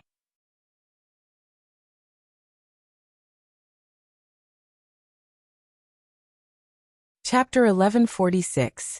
But no matter what, the initial goal had been achieved. The new supply line had been opened. He had already sent a telegram to order the Korean province to transport the various supplies that had been hoarded over the past few days by sea. Once the supplies arrived at Shur City on the grasslands, it would be even more difficult for anyone to deal with them. When the news of the supply line being opened reached the northern Ming dynasty's court, Zhu Qiyu, the acting patriarch, was truly anxious. Destroying Yang Chendong's arrangements in the grasslands, and even uprooting them was what he had been doing for the past year. If he failed to do so, not only would he have wasted more than a year, but it would also greatly affect the morale of the army. Zhu Qiyu definitely did not want to see such a thing happen. Although he was not fully prepared, he still sent an order to the Baiming commander Shi Hung on the grasslands front line. He ordered the Walla army's troops, Yeshen, to go to Shur City. No matter what, they had to solve the problem before the 5-star army's supplies arrived. At the same time, Zhu Qiyu sent someone to quickly inform General Li Tong, who had already sent troops and was about to reach the Liaodong region. In the face of the 5-star army, they had to win and not lose, even if it was a draw. In short, they had to block the main force of the 5-star army in the Liaodong region, so that they could not support Grassland City. The emperor gave orders one after another, and the situation in the Liaodong region became extremely tense. On the grasslands, the war was about to break out, and the situation was even more grim. With Su Yozhen's insider, the news about Zhu Qiyu's plan to attack Shur City was quickly sent over via telegram. After the new army's commander, Tiger's Mane, and the mayor, Yu Mian, discussed, they immediately ordered the entire city to be under martial law, and to strictly investigate the identity of the people who had recently arrived. As the person in charge of logistics, Yang Si led the soldiers to start planting mines to block the joint attack of the Baiming army and the Walla cavalry. Compared to the slow telegram, the Baiming commander Shi Hung, who had already occupied Tulu City, only received the news of the emperor's order to send troops on the 4th day. "What are you doing? We'll attack immediately. Our army hasn't been fully assembled yet, and our provisions haven't arrived yet." Shi Hung looked at the imperial edict in front of him with dissatisfaction. However, when he saw Zhu Qiyu repeatedly say urgent at the end of the imperial edict, he knew that there were some things that he could not decide. Forget it. Send out the troops. Order the general at the vanguard to take 20,000 soldiers and leave first. We'll talk about it after we've created some momentum. Shi Hung only did this because he wanted to complete the decree. He wanted to create some momentum to complete his task. However, what he didn't expect was that not long after the vanguard army left Tala City, they were ambushed by a new army before they even reached the beginning city. In just over half a day, the vanguard army was defeated. More than 10,000 people were killed and captured. In the end, only about 50,000 people managed to escape. After being hit in the head, Shi Hung finally calmed down. He knew that in the face of such a powerful opponent like the 5-star army, all kinds of accidents could happen if he was a little careless. Therefore, he suppressed the urge on the imperial edict and nervously contacted Yeshen, asking him to send troops to cooperate. At the same time, he called back 70,000 Liaodong cavalry and made preparations to attack the beginning city. In the beginning city, the commander of the new army, Tiger's Mane, was cheering for the victory of the first battle. However, after learning about Shi Hung's preparations from the intelligence personnel, he didn't dare to be careless. While doing the strict defense of the city, He sent a telegram to Yang Chendong and reported in detail what had happened here. Yang Chendong, who was rushing to the Twin City Guard, didn't look happy at all after seeing the telegram. Instead, his eyebrows were knitted together again. Young master, shouldn't Tiger's Mane be happy after winning the battle? Beta Persei, who was following beside him, noticed the change in Yang Chendong and asked with some confusion. Yes, you should be happy after winning the battle. It's just that this first battle has been won. I'm afraid that the next battle won't be so easy. With this lesson, do you think the Baiming army will still underestimate the enemy? Yang Chendong nodded first, then looked at Beta Persei in a rhetorical manner. Beta Persei didn't know how to answer this question. He could only touch his head and chuckle. It's okay with Tiger's Mane there won't be any problems in the beginning city. I also believe in Tiger's Mane. There won't be any problems in the short term, but it's hard to say after a long time. So we have to speed up, we can't continue to wait. In this way, order the entire army to speed up. Yang Chendong nodded. Although Tiger's Mane had never complained, Yang Chendong could imagine that after not receiving any supplies for more than a year, even if there were some stocks before, there wouldn't be much left now. Under the order of Yang Chendong, the army once again sped up. Meanwhile, at this time, 200 li southwest of their destination, Twin Cities Guard, Northern Ming's 200,000 reinforcements had already arrived, moreover gathering together with Jian Province's left guard General Chen Do.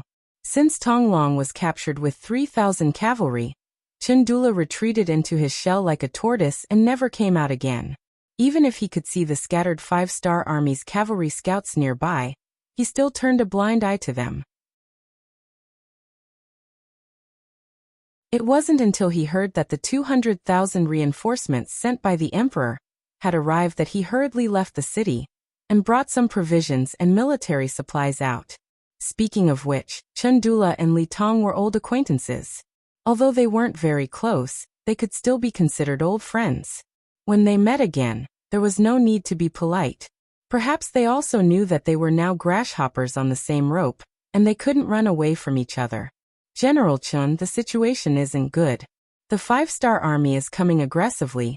I'm afraid it won't be easy to deal with them. After Li Tong greeted Chen Dula, he entered the temporary tent to discuss the situation in front of him. General Li is right. The 5-star army's combat power is strong and not easy to deal with.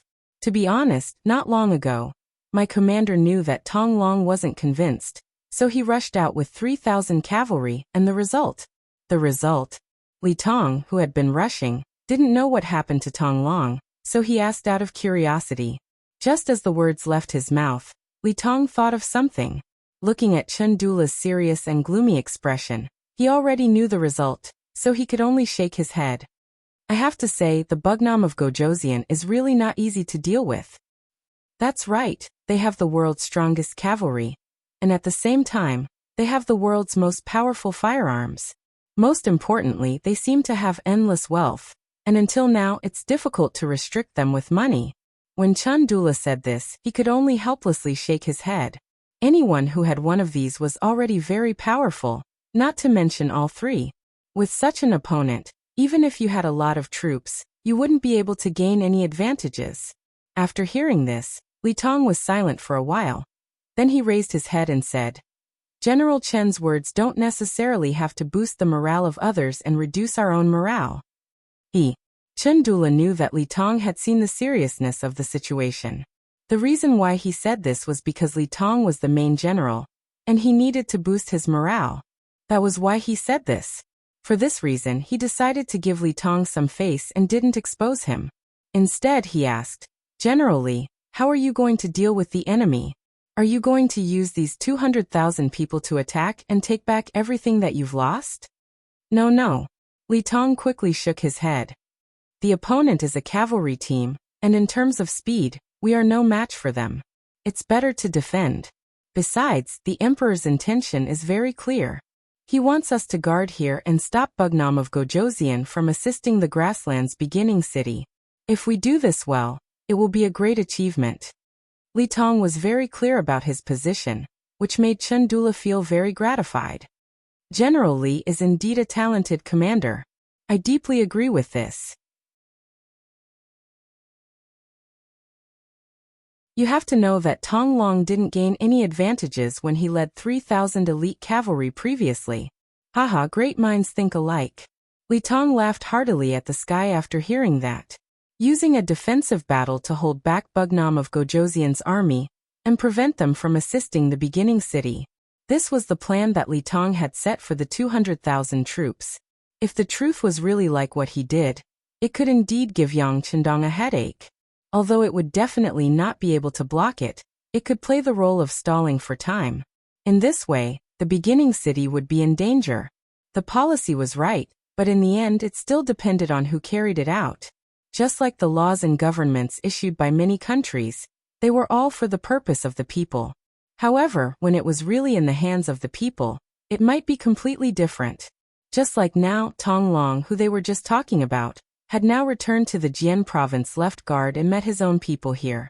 In the Jian province left guard, in terms of population, although the Han people were more than the Nuzanren, in terms of overall strength, especially influence, the Nuzanren was not just a little bit stronger. This might have something to do with the Nuzanren being more united than the Han people, or perhaps it was because they had lived in this area for generations, allowing them to adapt better to the environment here. In short, the Nuzanren's influence in the Jian province left guard was far greater than that of the Han people. Even the commander, Chen Do-la, had to act according to her mood. Not to mention that Chen Do-la was not in the city now. It was just a small matter of quietly entering the city, so Tong Long naturally did it. Not only did he enter the city, but he also met his father, Tong Sheng, a burly man who was taller than an ordinary person. When Tong Sheng was young, he was definitely a person who could tremble with a stomp of his feet in this area. In addition, he had the support of a group of old brothers, so he had done a lot of things. For example, the nearby caravans must pay the toll to them. Otherwise, their safety could not be guaranteed. It was also because Tong Sheng did not understand the Han culture. Otherwise, with his economic strength and influence, he would have long become a general among the Baiming generals. In the end, the things that the old man couldn't do were handed over to his son. Fortunately, Tong Long lived up to expectations. With the support of his family, he finally walked to the position of commander and became a secondary grade 3 military officer.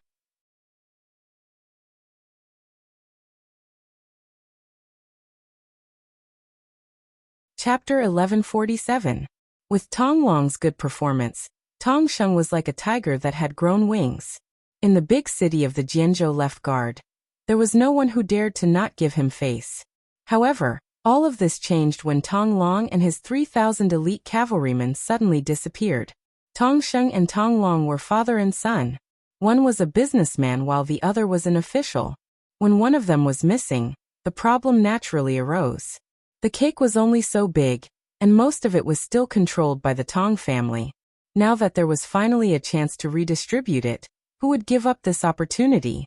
During this period of time, the Tong family had become the target of public criticism. They had become the target of everyone's attacks, both openly and secretly. Even Chen Du-la, as the commander, had begun to take sides, as if he wanted to help another family rise in the city. The Tong clan's days became harder and harder, and they were getting worse day by day. At this moment, Tong Long suddenly appeared in front of his father, which made Tong Sheng extremely excited. "My son, you're back? Haha, that's great. Let's see who dares to make things difficult for our Tong family this time." Tong Sheng, who had always been expressionless, actually had such a reaction after seeing his son. Just from this point alone, one could see how much pressure he had been under during this period of time, and how difficult his days had been. "Father, I'm unfilial. I've had a bad start." Tong Long knelt in front of Tong Sheng and lowered his proud head. "Don't say that. Victory and defeat are common in war. It's good that you're back. It's good that you're back. How about this? You can immediately go to the Yamen and restore your official position first." Tong Sheng knew that Chen Du-la was not in the city, so he decided to restore his son's official position first and properly intimidate the other opponents in the open and in the dark. Looking at his father's wrinkled face, Tong Long swallowed his saliva first, then said in a calm voice, "Father, I can't go to the Yamen." "Why? Is it because you lost the battle? It's fine, didn't I say? Victory and defeat are common in war. Besides, who really won against the 5-star army? It's fine, we can just spend more money. After operating in the Jianzhou Left Guard city for decades, Tong Sheng still had some family assets. Naturally, his words were more forceful. Money? How much money do we have now? Speaking of this matter, Tong Long was also very curious. He only knew that the family had some extra money, but he really did not ask how much it was. It wasn't that he was ambitious, but that he didn't have any needs in this aspect. Speaking of this matter, Tong Sheng's face burst out into a smile like a blooming flower. Son, you've finally grown up. You know how much money we have at home. Haha, if others asked me like this, I wouldn't tell them. However, I will hand it over to you in the future. Therefore, I won't hide it from you. Listen, we've saved 300,000 taels of silver. It's not a problem for us to restore your official position with this money. 300,000 taels was undoubtedly an astronomical figure in the eyes of ordinary people. Didn't Zhongqing kill Song Yong for 100,000 taels of silver? In the end, he was beheaded and separated from his family. Looking at his father's proud appearance, Tong Long did not feel the slightest bit of joy. Instead, he sighed. His father had worked hard for so many years, and after operating for so many years, he only managed to save 300,000 taels of silver. Yet he was already so happy. He didn't know if he should say that it was a kind of sorrow. In front of his father, Tong Long revealed a calm expression. His right hand slowly reached into his pocket, and then he easily took out 500,000 taels of silver. Father, what do you think this is? Silver. Tong Sheng's eyes weren't blurry and he recognized the item in front of him at first glance. When he took a closer look, he realized that it was Yang Xie's 500,000 taels of silver. When he realized that it could be exchanged at any Yang family bank, his eyes widened. Where did this come from? Of course it was given to me by the 5-star army. I won't hide it from father. I am now a member of the 5-star army.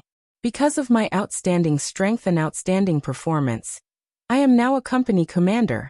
Of course, I am confident that I can lead more troops in the future. When he spoke of this, Tong Long's arrogant side appeared again. Ever since Tong Long was captured by Commander Bai Shuang, he couldn't accept it. When he woke up and ate a large amount of food, he started to shout loudly. What he meant was that he couldn't accept it. If it wasn't for the 5-star army's strategy that caused them to be exhausted, he definitely had the ability to fight it out and even win.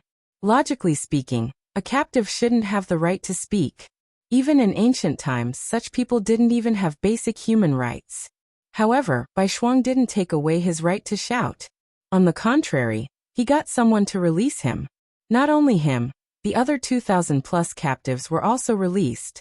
They were surrounded by 4 groups of 2,000 soldiers. The only difference was that one group had weapons and war horses while the other group had nothing. What are they doing? Are they trying to kill us? Since that's the case, we will fight it out with them. We don't have any weapons.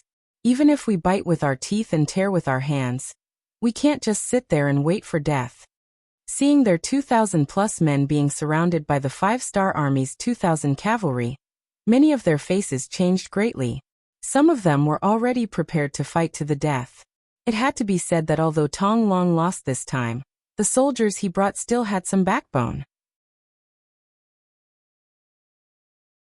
If it was a normal army, they would have already knelt down and begged for mercy under such circumstances. Naturally, there were also people who were calm in the crowd, such as Tong Long. He didn't believe that the other party would kill them. If that was the case, there would be no need for such a formation. Wouldn't it be better to just kill them one by one? Releasing all of them was a kind of danger in itself. Of course, it was also a kind of attitude. He didn't believe that the 5-star army didn't even have a bit of common sense. Therefore, at this moment, he wasn't nervous at all. Instead, he squinted his eyes and looked at Bai Shuang, who was wearing a black cloak. He wanted to see what the other party was up to.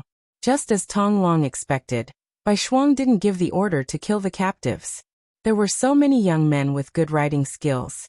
Most of them were Han. If he killed them just like that, even his teacher wouldn't let him off. The reason why he had brought all these people out was because he wanted to use his powerful force to subdue them. Therefore, he opened his mouth and said, You don't have to be afraid. We don't want to kill you. We just want to prove that we are stronger than you. Oh right, didn't someone say that they weren't convinced? Alright, we will give them a chance to show off now. No matter if it's one-on-one or many-on-many, we will accept it. But if you lose this time, please put down your pride. Oh right, since it's a bet, there should be some stakes. How about this? If you can win, we will let you go unconditionally. On the other hand, if you lose, you must stay and join the 5-star army. How about it? Are you serious? The moment Bai Shuang finished speaking, Tong Long was the first to ask. Of course. There are so many brothers here. How can this be a game? Plus, we always keep our words in the army. You don't have to doubt us, Bai Shuang said in an incomparably confident tone. This time, the army camp was in an uproar. This was especially true for some of the men who were confident in their strength. They had always been fearless. Now that they had a chance to prove themselves, how could they let it go? Immediately, many people began to take the initiative to sign up. They wanted to prove themselves with their own strength, and also to save themselves. Bai Shuang didn't reject these people. He ordered people to bring over the war horses that were captured before. Then, he gave everyone who wanted to fight a wooden scimitar. This was originally the weapon that the 1st Cavalry Division used to train. With such a weapon, they didn't have to worry about killing people. At most, they would only suffer some minor injuries. The first to fight were the 100 captives. Their opponents were the 100 cavalry warriors of the 4th Regiment. In front of everyone, the two sides pulled apart a distance of 2 li. Then, under the shout of Bai Shuang, the temporary referee, both sides began to exert their strength and charged at each other. It had to be said that the cavalry that caught Tong Long's eye and brought out were quite strong. They charged from afar, waving their wooden scimitars and doing all kinds of difficult tricks on the horses. Loud battle cries came from their mouths. Their imposing manner was extraordinary. In comparison, the 100 soldiers of the 4th Regiment seemed to be weaker. They didn't shout or shout. Instead, they kept moving forward in silence. As they moved forward, they kept changing their formation. The 100 people quickly formed a formation of 5 tip of the arrow. Then, they collided with the 100 captives in a way that could pierce through their hearts. 1 chopstick was easily broken. 10 chopsticks couldn't be broken. When the two sides began to collide, the tip of the arrow array displayed its unique and powerful strength. Under the coordination of each other, the soldiers of the 4th Regiment only needed to take care of the enemies in front of them. As for their left, right, and back, there were naturally other comrades in charge of protecting them. This allowed them to maximize their attacking power. On the contrary, the captives were fighting for themselves. Those who had a good relationship with each other only cooperated in 2s and 3s. In the face of the tip of the arrow, which was a group of 20, it was no different from a mantis trying to stop a chariot. In just one exchange, a quarter of the 100 captives fell. Then it was time to charge again and again, entangling the enemy. Soon, the captives realized that every time they attacked with their scimitars, they could only attack one opponent.